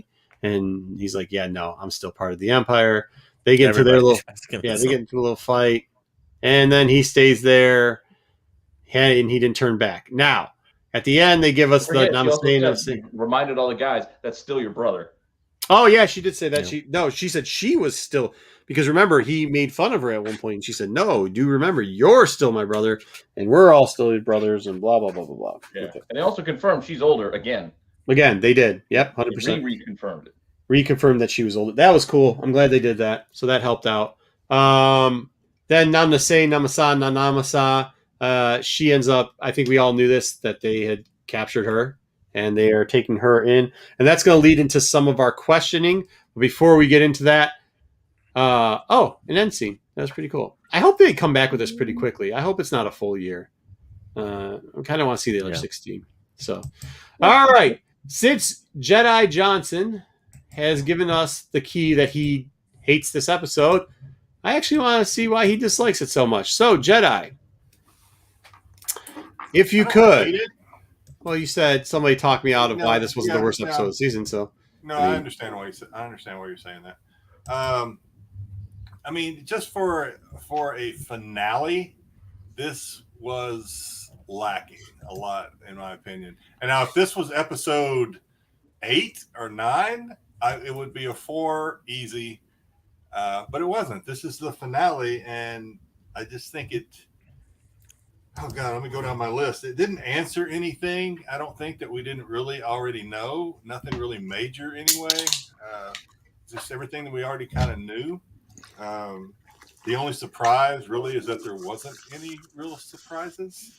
You guys, like I said, I'm hoping you guys change my mind. You guys know more about the ins and outs. But hang on. okay. Yeah, sorry. Let me wrap it up. So I think... So I gave it a 3.5. Okay. I would have kind of wanted to give it less, but I liked AZ was actually the hero of this episode. I don't know if anybody everywhere argues that. Yeah, he was saving everyone off the dime. Yeah, all through it, he was the hero. He's which is okay with me. He's my third favorite droid now. But it kind of bothered me a little bit because when they denied him a good death, a warrior's death, I just, as much as I like AZ, and part of me is glad, and there was a reason why, Crosshair did what he did. It showed, a sliver of goodness in him or whatever. It was such a good death that, I was literally tearing up a little bit. I'm just going to say it. I was actually tearing. It wasn't a Skywalker moment, but I was tearing. I was like, wow, that is such a great death. And then they saved him, and I was like, okay, I'm glad they saved him, but damn, man, that was a warrior's death. You went from tearing up. It was over this episode. It was a very Wall-E moment. I was like, oh, it's like Wall-E. His eyes go out. And... Do you believe they saved him? Yeah, would have been a lot better if they let him die. It would have been better, I think, if they let him die. I mean, it wouldn't have been a happy moment. I know Star Wars doesn't do I that. know what you're saying. Star Wars doesn't let people die. If they do, they come back in a spirit ghost or whatever. So there's probably some exceptions. I get that, but I just think that if they let him die, it would have been better. 3.5. 3.5. Something else. There's another point I wanted to make, but I can't find it in my scribble notes here. My wife, for those, this is what everyone really cares about, right? So she also gave it a 3.5. Whoa. Okay. Yep. Really? Why? Yep. So, so my wife looks at it. She doesn't look at it as answering questions about, is this what's going to happen? Is Mama C, Mama Sa going to do what? She doesn't care about all that. She's what's in front of her, what she sees. Right. And she liked it. Like I said, we've said it several times, 3.5 is not a bad score. No, absolutely not. So she liked it. She loved the fact that Omega was saving Crosshair. She was like, that's my girl, and then she agreed with Marco 100%. When she jumped out of that tube to go to try and save AZ, she was like, stupid. Why are you doing that? So yeah, she gave it a 3.5. Very she cool. enjoyed it. She thought it was a good show, but she wasn't really looking at it as a finale though, because she was very curious why I gave it what I did, and I was like, it just didn't answer a lot of questions for me. Do you think this is the question I was going to ask you there, and when I was cutting you off, was like, do you think that part of it is because you get on every week and discuss stuff and you theory craft on it, that takes away a little bit towards the ending of these? I'm just, in your case, I mean, do you think if maybe. I mean, 3.5 is not a bad score. I'm just wondering, because like usually when you think like, oh, this didn't and I see it with myself all the time too, like doing a lot of this stuff, especially reading it, and then like everybody asks questions and they want answers, so then you theory craft and and I mean, even like the discussions we have in our personal groups are even more in depth than this. You know what I mean? Like sometimes I just hope that that's not hurting it. You know what I mean? So I will admit to this 100%. If you think that makes me less of a Star Wars fan, whatever, I don't care. I'm a fandom. I'm looking for that oh my god moment. Yeah, okay. The Boba Fett showing up, the Vader, the whatever, a lot of the stuff we've talked about, and it wasn't there. It wasn't there. So if that, and for some fans, they may be like, well, yeah, but this, that, and the other. But to me, I was expecting a series finale moment, and I didn't see it. And if you guys change my mind, I hope you do. I really do. Yeah, I mean, I wonder how many people. I think they try to do that with the Namaste. I'm not sure how many people. But didn't we know that was already coming? We knew. But that's what I'm asking. That's what I'm saying is because we talk about it every week. Is that why we're getting? I don't know. Anyways, Solo, you're up next. Maybe we'll have that question answered around the bend. I'd like to give it a 2.5, but it was a 3.5. They did. Shannon said it too. The character building in this was really on point, really, really well. They showed Crosshair when he saved, with the harpoon gun, and is boring and large as a pain in the butt as it, running down the tube and stopping to talk, running down the tube and stop to talk, run down to, we're in this room, let's stop and talk. And it was just no sense of urgency. There was so much that was unsensible about it. You guys. But I am glad that they saved the droid, AZ. I was glad that they saved AZ in the end, despite, and there's so many things that I could say just with, banter about, he's an anchor. He's got to have an air pocket inside him because he's a robot and it's got to be watertight. There's, so to help him float better, blah, blah, blah. Doesn't matter in the end. I wish they really would have gave us something a little bigger, something next. I did feel sad. I didn't think I was going to feel this sad, but watching Kamino go down, I kind of felt bad. I don't know. I did feel a little sad, but it wasn't a great episode. I wish they'd have gave us something more. I think it's funny. Pete looks like he's standing in a urinal. Waiting in line. Pete, go ahead. What do you got? You Why guys you are killing saying- me with this. You're complaining about character building? What do you want? You just want more explosions? You just want them blowing more stuff up? They just blew up all of Kamino last episode. What more do you want them to blow up? Yeah. Come on. And before we get to calling AZ an anchor, apart from the fact that, again, how many people did he save in this episode? And it's like, guess what? The dog fell out of the boat. Screw it. We'll just get a new dog. Nobody go save the dog because he fell out of the boat. Like, come on. Yeah, she had the reaction. I'm going to go save my pet, my friend, my loyal compadre for years as I was growing up. You're going to fault her for that. You guys are heartless.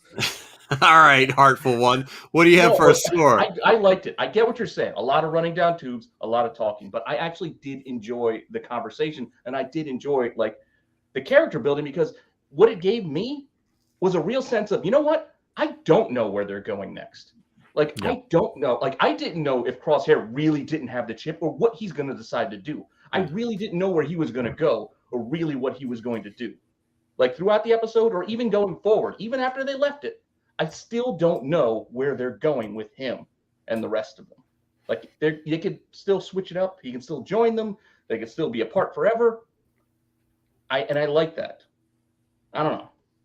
I enjoyed the episode. I'm going to give it a 4.5 because I liked the episode a lot. Wow. Personally, I enjoyed it. I didn't need a lot of action because I just got that. I look at like every season of Game of Thrones, the penultimate episode is the one you get the big fight, the big war, the Battle of the Bastards, all that. Then the next episode is the talking. It is the episode where you talk up, you set up what's going to come. I'm used to that. So this I was expecting. That's a big score. No cliffhanger. I do like that especially if it's going to be a year out. I like that they didn't do a cliffhanger too. I mean, their cliffhanger is supposed to be the Nama Say Nama thing, I think. All right. JJ, this is going a different way. I thought it was going to go down, but it's looking like we're floating back to the top 2 in tubes. So here we go. I'm gonna drag it back down like Omega did in that ocean. All right, go ahead, JJ. Drag it down. So actually, I'm not gonna be too harsh.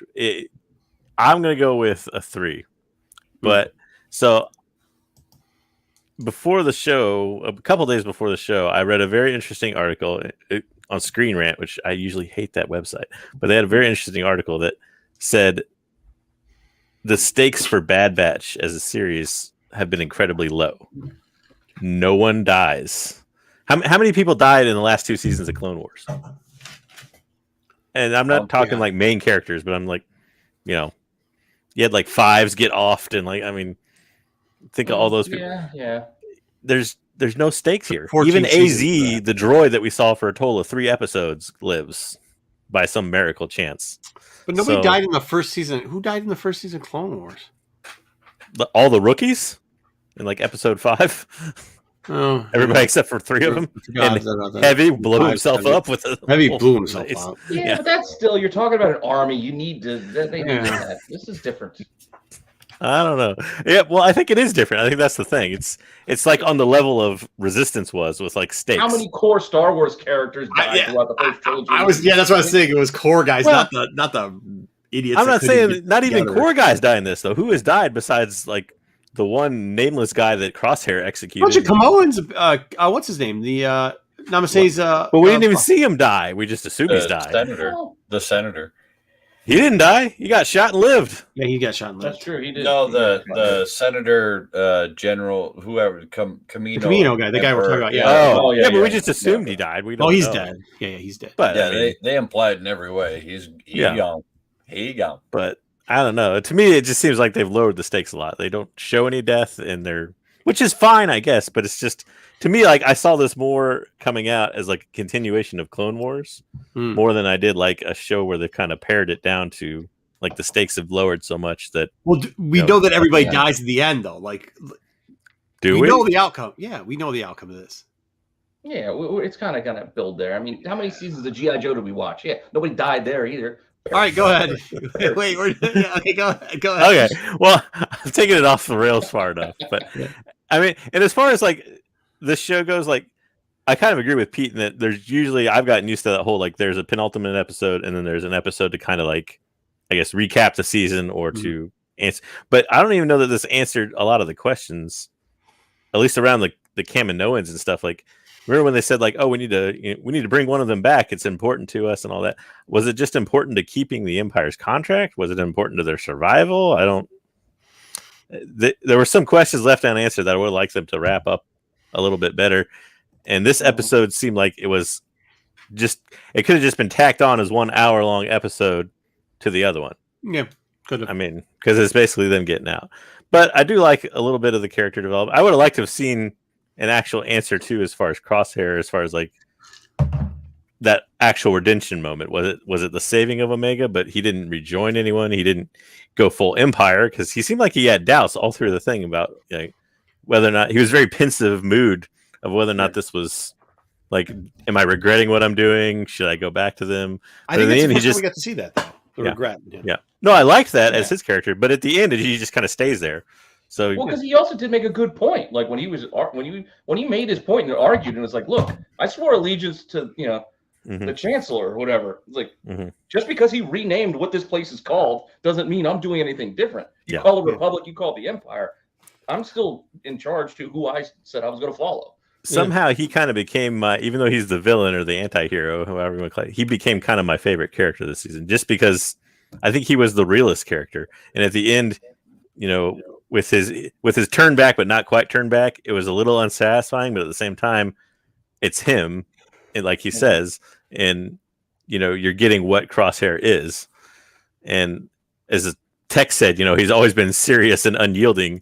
So how should this be any different? So I like that they didn't just all of a sudden say, "Oh, well, I'm going to throw all that away and go back to rejoin these guys," or "I'm good now all of a sudden." So I like that there's a little more ambiguity in there. So there you go. You got 3 on that.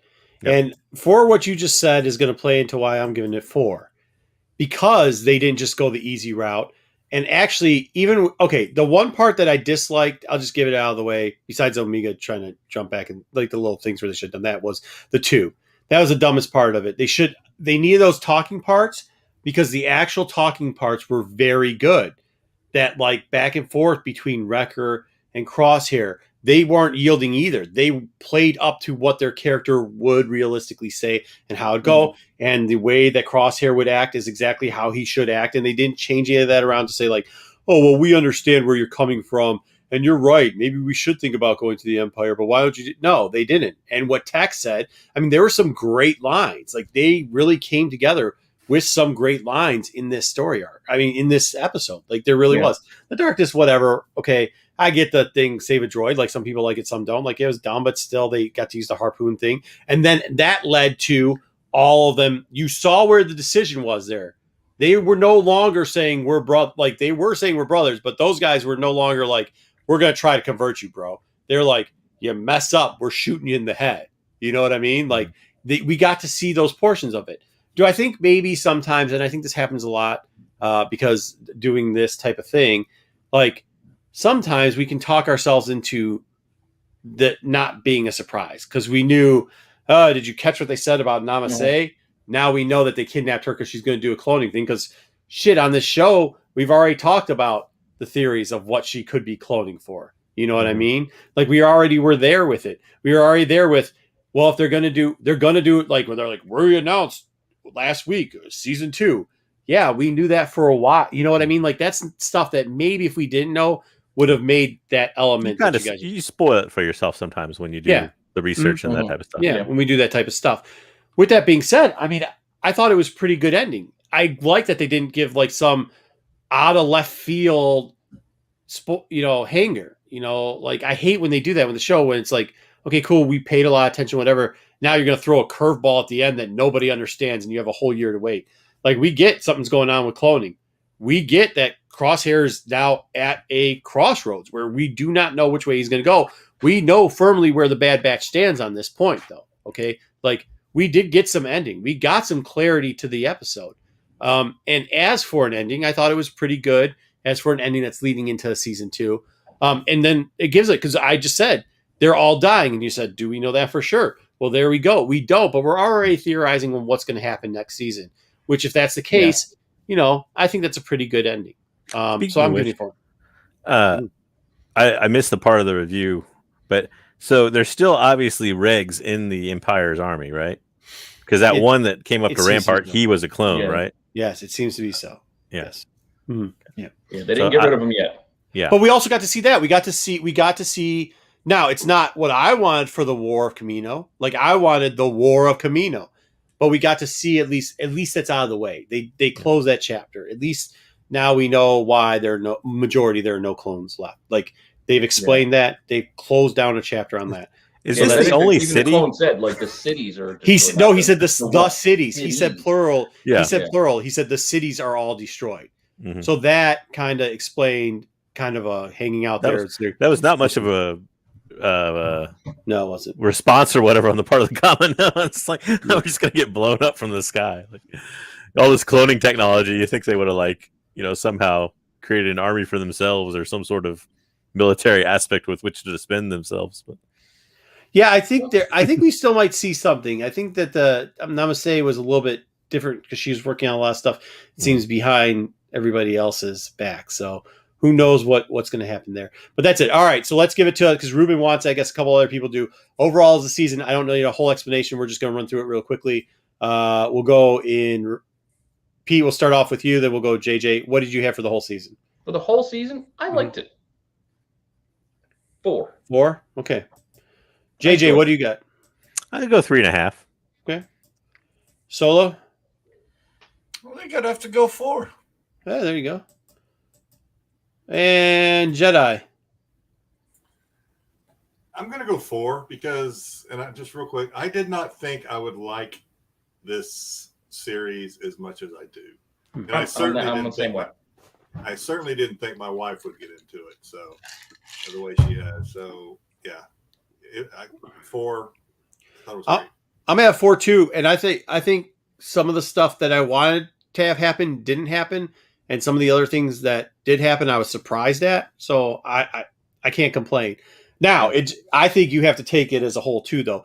If they, I kind of want to see the Voss thing. I hope they get to that. If they don't, it's okay, but whatever. I hope they kind of move a little away from Sid, and they have to die. Like, if they don't die, like, I'm gonna have a problem with that. So. You just got mad at me for saying the stakes aren't high enough. You're killing them all. Oh, they're gonna all die at the end. Sundance episode where they just end it like, all right, they're gonna die, but you don't see them die. Well, they could do shit. I don't think that's the thing, though. I don't think they'll have anybody die. The stakes are so low. They can't even kill off the droid that was only in 3 episodes. In Rebels, they killed off Kanan, for crying out loud. That's what I think. I think they're setting once again. I think it's setting up for the second 1. season. Yeah, they need a second season, so they're going to kill everybody off at the end of second season. I think they're That's setting gonna be all dark. up. Second season. Yeah, well, yeah. I mean, hey, it's coming. All right, Clone Wars, when they brought Clone Wars back for season 7, it wasn't all super chipper. No. Like they brought it back. We got to tell the story. We got to tell. we were going to do part 2, the Luke hand first, but I think we're going to do it second now. So we're going to do part 1 first, right? Yeah, that's fine. All right. It's a trap, part 1. Oh, look at that. Okay, here we go. Part 1 is the Great Clone Conspiracy. Go ahead. Yep. Okay, so taking off from where we left off, speaking of conspiracy theories and other such things, looking forward to season 2.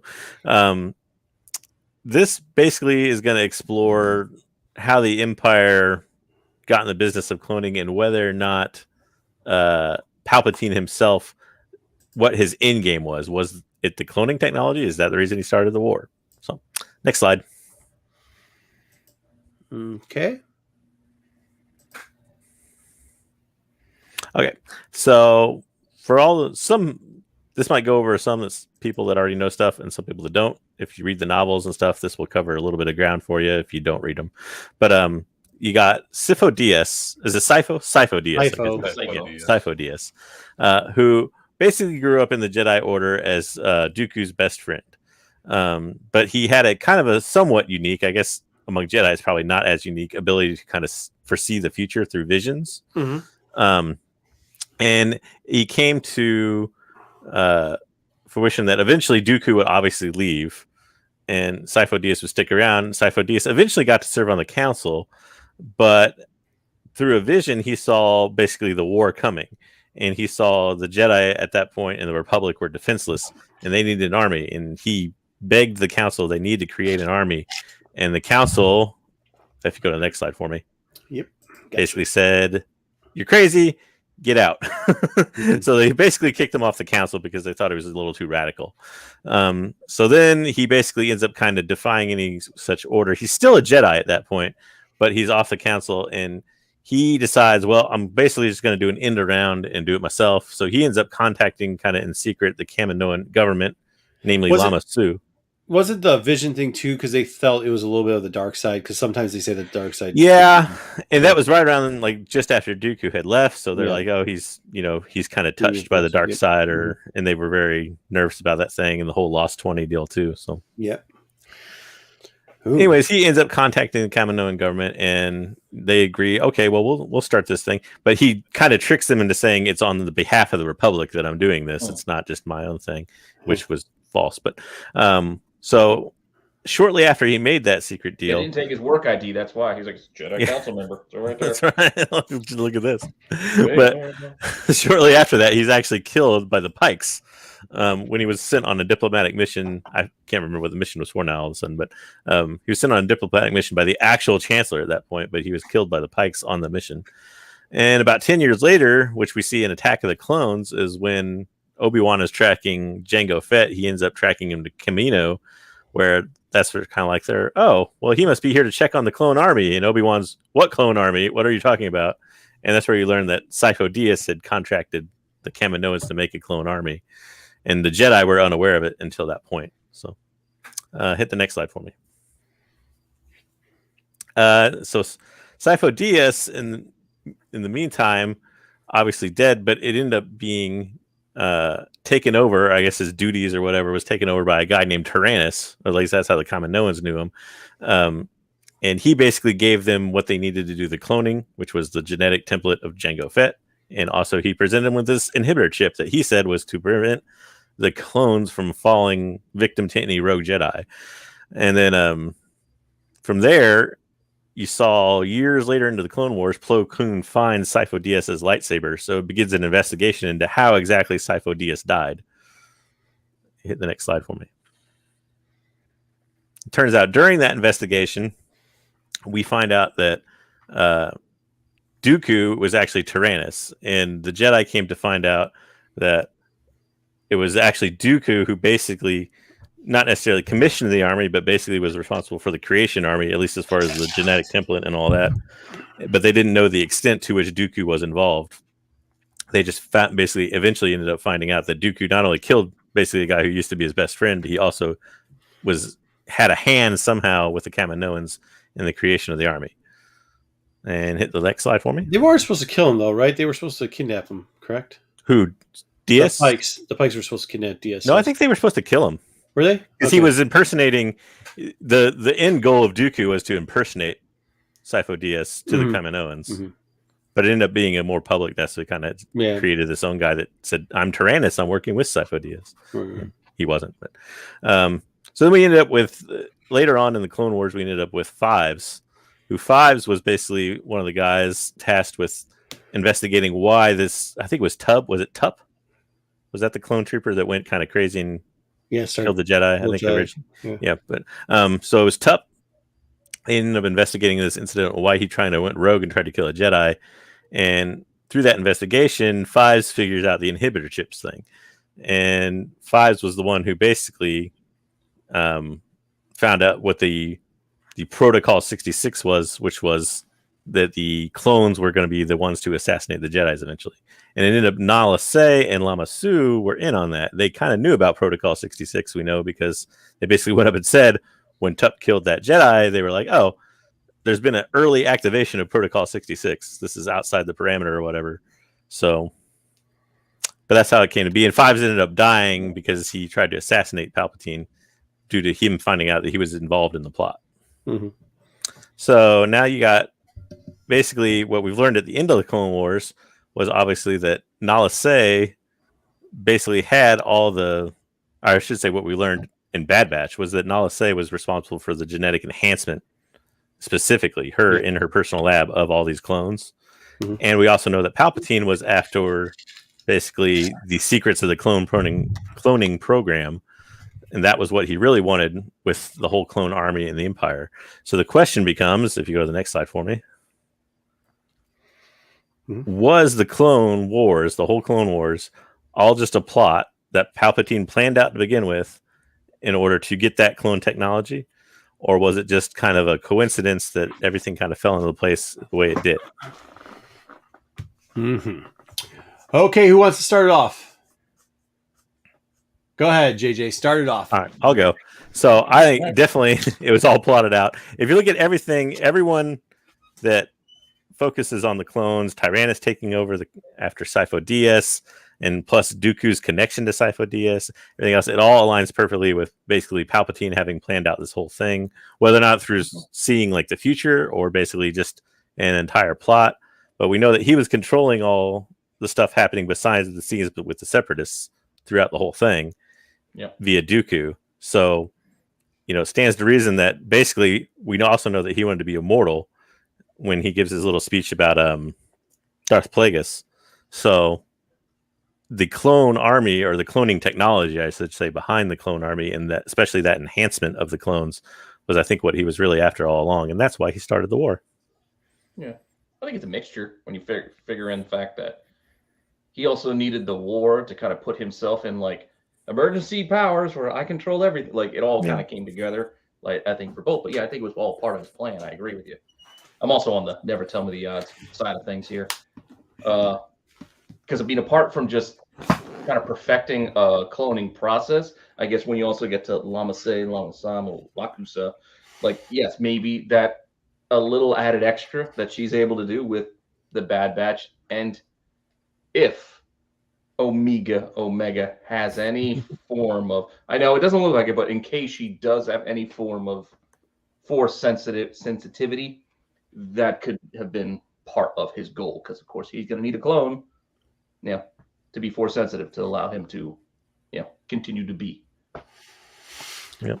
So how I understand his dark side, like all the dark side guys or all Jedi, almost everybody with a power, and we're seeing it more in the High Republic, they all have a secondary, let's call it power, like a special secondary power.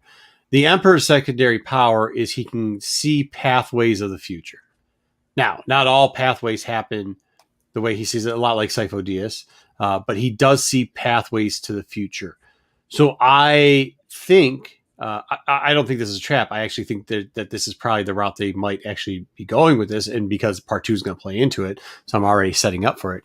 But I think that he had a pathway too where Luke actually does, he saw a pathway where Luke actually does kill Vader and he becomes his apprentice. That was a pathway that he saw. I think the pathway he saw here too was that just in case that pathway doesn't work, I have a backup plan. I have my own Order 66 backup plan, and my Order 66 backup plan is get the technology because I need to have a not just a clone body, but I understand because he's probably been, I think it'll be very interesting if we ever get a Bane story, right? Like the Bane into the Plagueis storyline, because if we can get to Plagueis, then we can find out how much Palp knows about body transferring and that the body falls apart and you need something special. And then if it comes down to that, it has to be a certain type of metachlorine, but we'll get into that later. Count to hold the force, that might play out. But I think since he can see the pathways, there is a very strong possibility that, yes, this was one of his fail-safes, that if he didn't either get Luke to take over and then he was able to take over Luke's body, that he would then have another body to transfer his life force into. But so I say, never tell me that. This is from the chat, though. Like, yes, it would be less convoluted to avoid this. But like I said, he still needed the clone army, not only to have somebody to take down the Jedi and basically take the power, I think, like away from the Jedi, where they're not, hey, what are we going to do? We got to fight these separatists. I mean, he was playing both sides. He was directing Dooku and the separatists and the droids, as well as building the army that's going to fight this other army that was built. And it didn't seem taking the Jedi out of the equation and putting them on the sidelines while building 2 people to fight, make him important, put him in emergency power position, and also have a backup plan to, besides the army that I built, they're going to take out those Jedi that I put on the sidelines anyway. It actually seems pretty easy. It actually seems pretty easy when you think about it, because he's like, hey, listen, I already have to take over the Republic. Might as well just blow him up with. I mean, it wasn't hard. He kidnapped one and shot somebody in the head.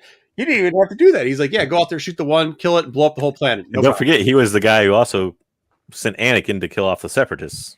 Yeah. In the Revenge of the Sith. So kill off the Separatists. Yeah, he didn't care too much for the Separatists in the end. No. I He got what I needed. Yeah, that's it. He just got what he needs. He's got the army now and the means to take care of the only police force, whatever you want to call the Jedi. Because I guess the other question is, wouldn't it be easier? And think about this: wouldn't it be easier if he didn't actually have regs? Wouldn't it just be easier if he had a uniform clone army and they could? I mean, it's easier to create brainwashed troops that could do whatever you want and do whatever's going on, and just send them out there, and they're unlimited. They never change their mind. They don't have free thought, so they're not going to backstab you. They're not going to send a shot down they're not going to send a shot down an air vent. They're not going to help protect. There's no rebellion, right? Like if you have clones, there's no rebellion at all. Luke never leaves Tatooine and show's over. So there you go. Yeah, that too. And you need to, like you said, he had to get up to kind of a certain. We'll get into more later, but he had to get up to a certain level of, cloning technology. Had to advance to a certain point, I guess, that would fit his needs. So he had to drag it out for several years. He couldn't just be like, hack into their system or something and steal the technology. All right, I got my Nokia. We don't need to go any further with this phone technology. Had to be developed. Plus Star Wars. Yeah, that too. Star Wars. All right. Does anybody else have anything to add on? Who else did we miss? Anybody? Keep going up top. Yeah, I'll go. I really want to say it's a trap just because it seems so convoluted to do all that just for the cloning. Because once you take over, you just take over the Caminos as well. But it wouldn't ever go back and explain all of the other stuff, like the whole chip in Order 66 to begin with. I'm 60-40, maybe 70-30, but I'll never tell me the odds because that explains and would make a lot more sense.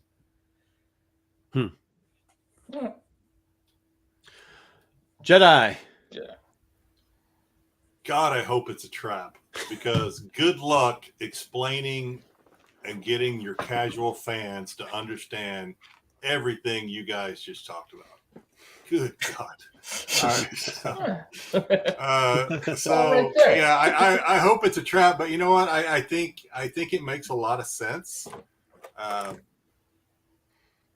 Kind of from what I could, pack away, and I'll have to digest a lot of it, but I'll say never tell me the odds, but yeah, it's going to be a hard explanation to digest a lot of this. But what happens if they put it in a novel, right? Like, what happens if it's like when you said, well, then you're not going to reach the casual fan. If you right. But some of their novels aren't out there for casual fans. You know what I mean? Like some of that stuff out there. Like, I mean, we can talk about how great Dark Disciples is. That's not a casual fan book. You know what I mean? Even The Hope, the one that has the Hera and Kanan original story.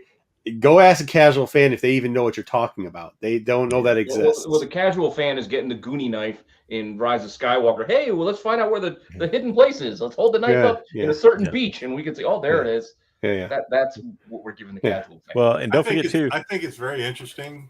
I would love to see it play out and how they explain it all. It makes sense both from what JJ was saying and what Pete brought up about how you're kind of playing two games of chess at the same time, trying to merge them into kind of one victory kind of thing. But it'll be cool. So never tell me the odds, but it's going to be a challenge for them to break it down. All right, cool. Well, sounds good. We're going to do another one. I think JJ's got to step out for a minute, but do you have like 2 seconds to go over the first or no? I'm just on my own on that. Do what now? Okay, I'm going to start the second one. We're going to see if you can introduce it or not. Yeah, I'll introduce it. Okay, cool. Okay. All right, so part 2 was something that I really was into, and I was like, I don't care. We're going to do 2 parts because if we're doing part 1, we got to do part 2 on this.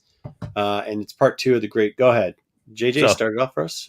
So it's all about part 2 of the clone conspiracy. The Skywalkers are going to give Palpatine a hand. basically, we kind of talked about this a second ago, and I'll let Marco take over here after this. But basically, we talked about one of the reasons why Palpatine was so interested in the clone technology is he also had to create a powerful enough version of the clone, a clone of himself, in order to gain the immortality or whatever his end goal be. So basically, to do that, he needed the genetic material of other powerful beings. So don't want to bring up metachlorians, but the metachlorian count of other people. If you want to, they kind of just did away with metachlorians, but that's basically what he needs. So, Marco, I'm gonna let you take over. All right, you got yeah. So, Skywalker's dropping the DNA across the galaxy. There's Anakin's hand, and there's also Luke. Both of them lose it to the acolytes. Darth Sidious, obviously, and Count Dooku or Palpatine. How and even if the Empire was able to gather these okay, so the first one, and this is the question that came up, is like Anakin's hand. I think that would be a tough one to gain, but we do know from the comics that like Luke's hand ended up. There's an Ugnaught that ended up holding it for a while, and we also saw another character. We saw where it was. It seems like his hand is around someplace, and if you really wanted to get his hand, you could. The Mandalorian showed us that the Empire sought out the DNA of other Force users as well, including Grogu.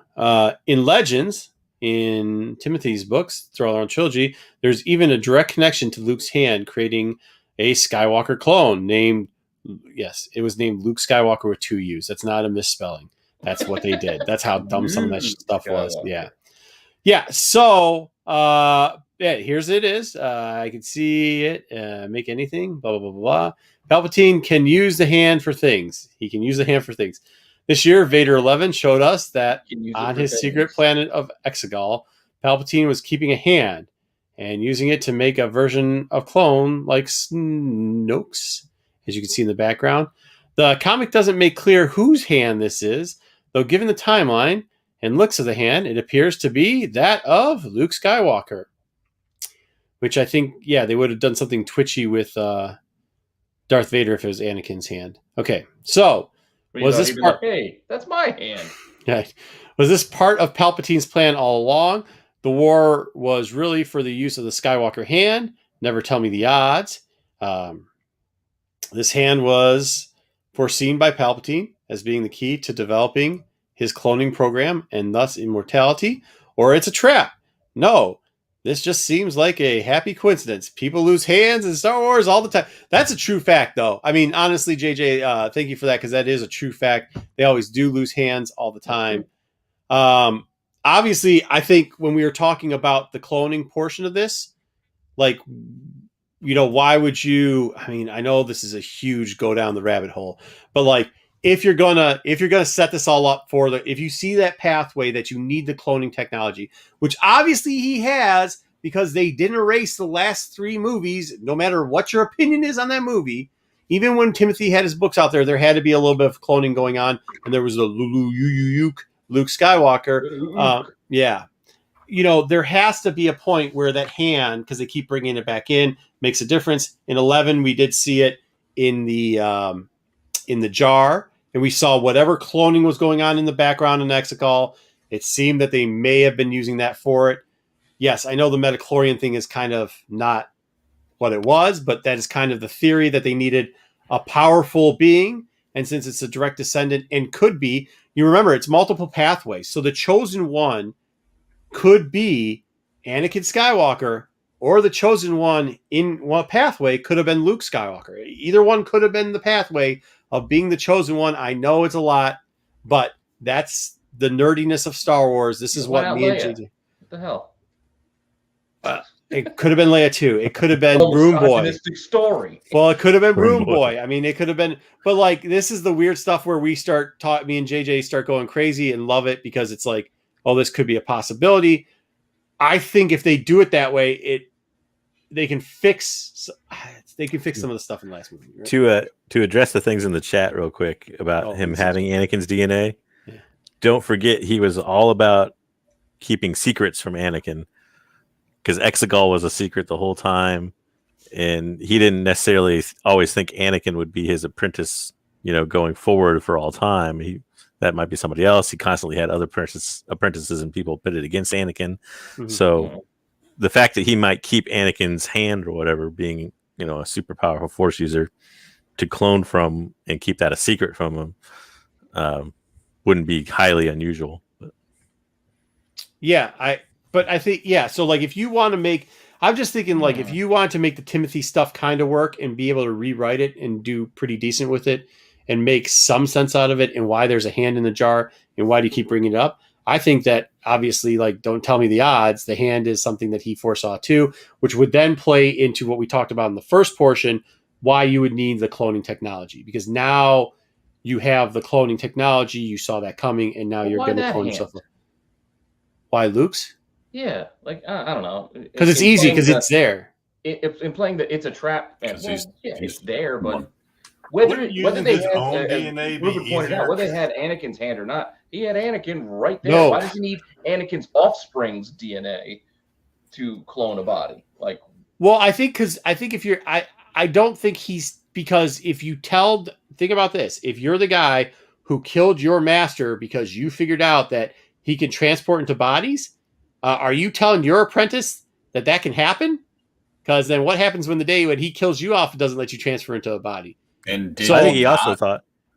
Huh? Did he not expect in the very end of Return of the Jedi? He's telling him, "Pick up your lightsaber, strike me down, and take your, so he could transfer bodies by your father's side." Thinking all along, yeah, you can kill me, but I'm going to come back. I already have clones in place. None of you know this, so now you and Vader are ruling the world, or the galaxy, or whatever, and I still have a play in this. And don't forget, he also told Luke to kill his father at one point. He did. So, To kill him. To kill him. I mean, what I'm saying is I don't know how the cloning works, because it doesn't work like it used to in the books. But if we're doing how the cloning might work, you might need like a severed hand in really good shape that's not all burnt up or cut up or slashed up.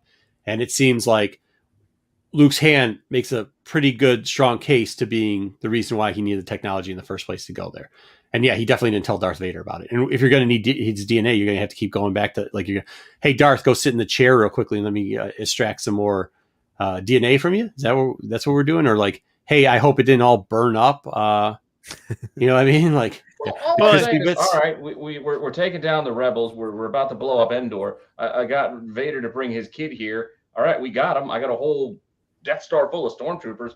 If I need a hand, can't I just take his other hand? No, I think at that point, but I think because I'll take a foot if a foot will work. At that point, I think he already has bodies ready. Like, are we not under the impression that's like, I think the ball's rolling. Yeah, like what Solo said, strike me down. He's not telling him. Pal didn't want anybody else to take over. He wants to be the main Darth, right? Like the strike me down thing wasn't like strike me down so that you could take over. That was his Ugnaught. You wait down in the bottom of this tube. At some point, a hand is going to fall. Maybe a lightsaber. Duck, but just keep an eye on the hand. Joe, come on, man. He could have. So good enough. But I think what he was trying to do was trying to get struck down so that he could come back in another one, being as close as he was in the cloning process. So then, once Vader and Luke were ruling the galaxy, then he had two master apprentices that he could, manipulate and keep going around and keeping the Empire controlling and running everything. And now he's immortal, because now I think he was a collector of body parts anyway. I don't think he necessarily was leaving anything. Well, he wasn't leaving anything to chance. I think he had some of Vader's parts. I think he had some of Luke's parts. Okay. He was Hold on. He did. Plan C, Plan D, Plan he could try to do it. Like maybe one didn't work out. Maybe one didn't work. Oh, maybe one did. Do you risk getting yourself struck down on the chance that you're ready, that your cloning process is ready? And if your cloning process was ready, then what the hell were the last three movies about then? Star Wars.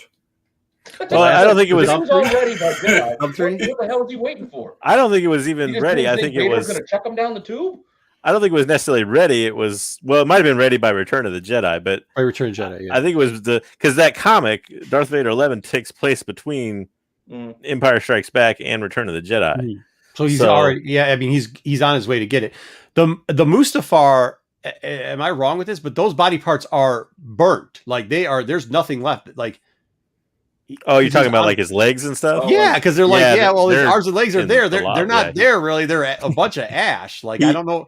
He didn't have the high ground. So yeah, he had no high ground on that one. He didn't have the high ground. The stars got burnt, but the pieces could have fell on the beach a little higher up. They were in the lava. You saw him burning. Like no. That was the carterized. I'm saying it was the stars were burning, but they got cut off when Obi was like. Yeah. And it can, I don't know, who knows? The hand in the jar maybe not be the hand that Dooku cut off. It could, if it's Anakin's hand, it could be, from his body. I don't know. It could be Luke's hand. They weren't really very clear on that part. All right, the chat's the chat's got it. Hands.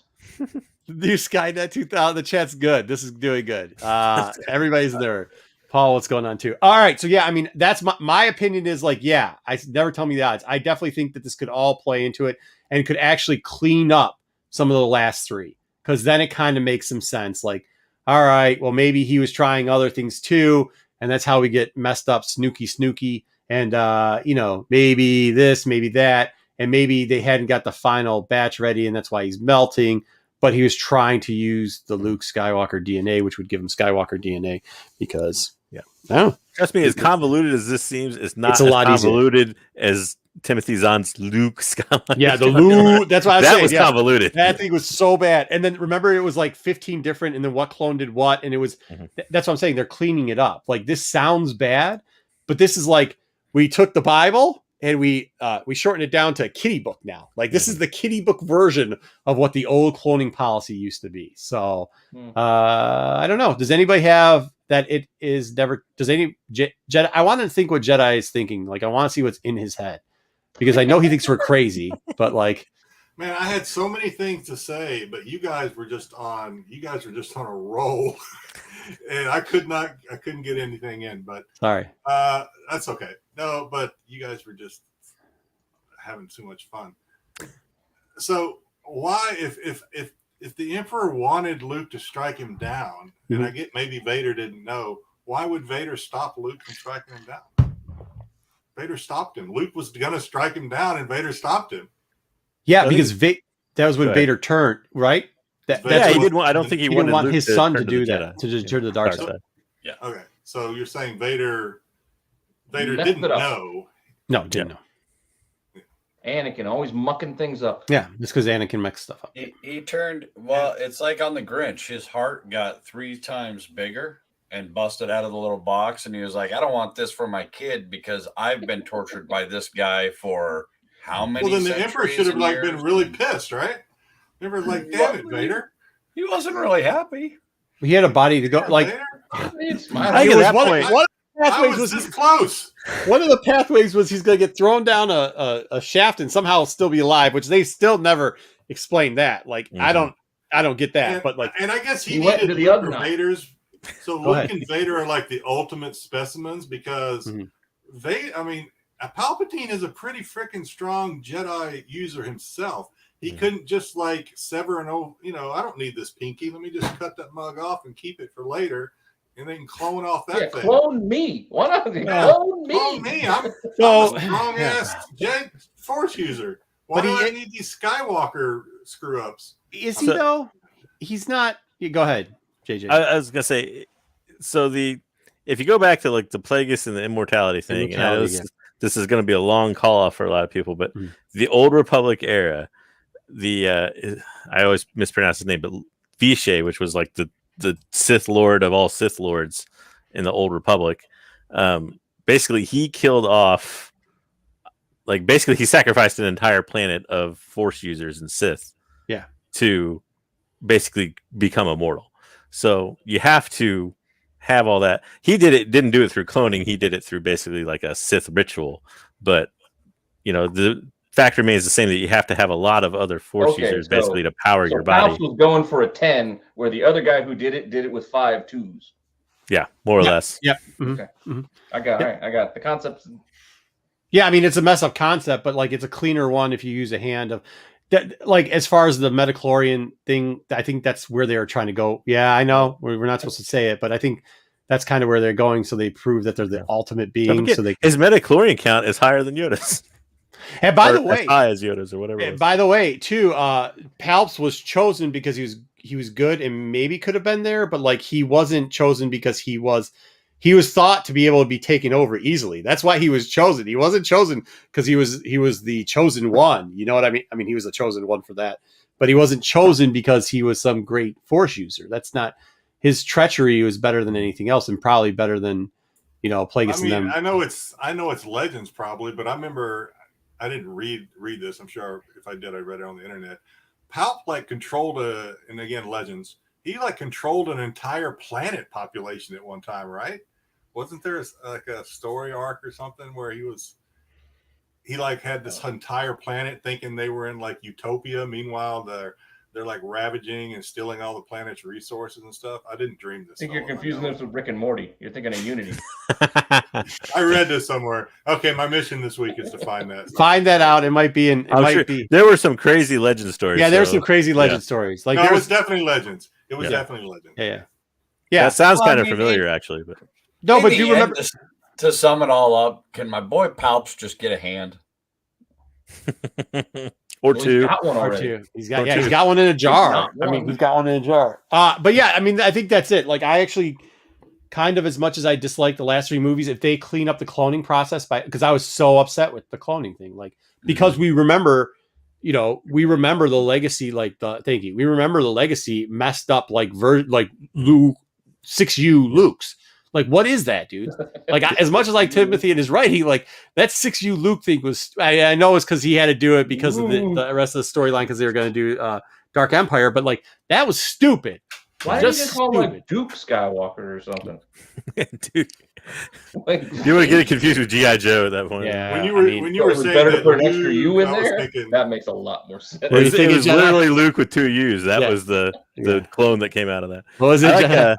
I like T. Jones' comment there too. What was it? Go ahead. We'll check. I almost feel ashamed for saying this, but this is where my mind went when you were saying that Luke or whatever, and of course being a clone or whatever. My mind went to, for those that watch Preacher, the Preacher series. You gotta know the clone in that one.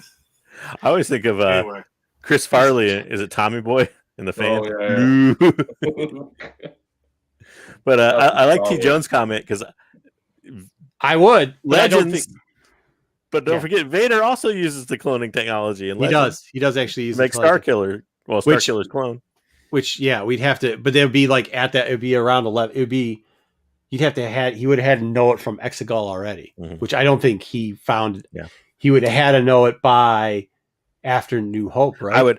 I would love that, but I don't think we'll ever see Starkiller. Yeah, I don't think not in the form of actual Starkiller. I wish we would, because unless Palps made Starkiller Luke's hand instead of making Luke. Instead of making Luke. W triple U Luke. Jesus, how are any of us married? I want to have a conversation with Marco about the sequels. We can have a conversation. It ain't gonna go pretty well. My conversation is gonna be like this: J.J. Abrams should never be in charge of anything again. At least Rian Johnson can make a entertaining movie. There was a Reddit comment, and I'm afraid I can't remember the user's name. When I was researching stuff for the cloning thing, I came across an interesting Reddit thread. But one of the best comments was, "Aren't they all?" It said basically, this is Disney's quote saying, "It's like, we've changed the sequels. Pray that we do not change them again." And the guy was saying, "These sequels keep getting worse all the time." Like Lando. Pray do not alter it further. Oh man. Maybe we will. Maybe one time when it gets a little slower, which we'll have a little bit of slow time now that Bad Batch is off. Maybe that's something we'll do. Maybe we'll tier list and then we'll discuss. Man, those are so miserable. I still haven't watched the last one. I haven't watched it again yet. And maybe I should, I don't know, maybe I should talk to Comic Book Jesus and get some edibles, and then maybe that'll make it better. Can we tier list Luke clones? Oh yeah, lick a toad or a bag. No, I think we should, because I'm not sure that people like. I know I got a lot of hate there originally because I was talking like there's that part where everybody's like, just bring back Legacy. It's the greatest thing ever, and I was like, you didn't read Legacy then, because it ain't the greatest thing ever. There's a lot of junk out there, and I think if we tier list Luke clones and you find out that like some of the stuff they did, like Starkiller was great, the rest of them. Remember, I went and I've been rewatching. I rewatched episodes 7 and 9 because I refused to watch 8. 7 and 9 were not as bad when I watched them the second time as they were as I thought they were the first time. Now, maybe me. Now, Yeah. 8, I refuse to watch 8 again. Let's just I'm with Jedi. That's my feelings on can it. of worms closed for right now. I hate 7 and 9. Yeah, he's got to go back to vacation. I hate 7 and 9. I think 8's the only one that's worth watching. That's it. I mean, like, Solo. yeah, there we go. All right. Well, we'll talk about it maybe next week, maybe the week after. Hey, by the way, everybody over on Revision, check out Wednesday. We're trying to line up people. We just got a rejection again. I don't know who I'm going to have with me, but maybe. I don't know if I'll be able to sneak on Wednesday. But Yeah, so we might have an interesting show on Wednesday. We'll try to get together. Make sure you're checking everything out here on the Tales Channel 2, the Sunday show, which is us. Monday, you got the main show. I hear MCM might have something really cool coming up on Saturday. Hopefully it works out for them. Do go over there. Say hi to Jen. Tell her we miss her. Yep. Hopefully we'll see her pretty soon on Tuesdays because they do the comic book women. And then Wednesday you have... It's going to be an interesting Wednesday this week. We have the boys over there. We have Rob Fordham and the boys over there from Foreign Comics doing a little spot. Oh, no, that's on Thursday. Sorry. they're doing that on They're Thursday. Yeah. The foreign Yeah, guys sorry are about on Wednesday's Thursday. Dealer Flipside. Wednesday, yeah, Dealer Flipside. And then, Wednesday, she will be watching Renovision because it's going to be me looking like an idiot all by myself, picking my nose. Yeah, just say it. I love you guys over Tales, but come on. Yeah. I mean, we all by myself. So, anyways, do that. Do what you should. Make sure, once again, you get everybody you can to go over to Renovision. Sub up. Make Pete have to sweat it. Because if you want the show, if you want Pete on Wednesday, the way to get it is get 1,000 subs before Wednesday. Then he's got to do the Wednesday show. All right. That's all we got, guys. Let's take it out from there. May the force be with you always. And where is this thing? Thanks for all the help. Back No. Club.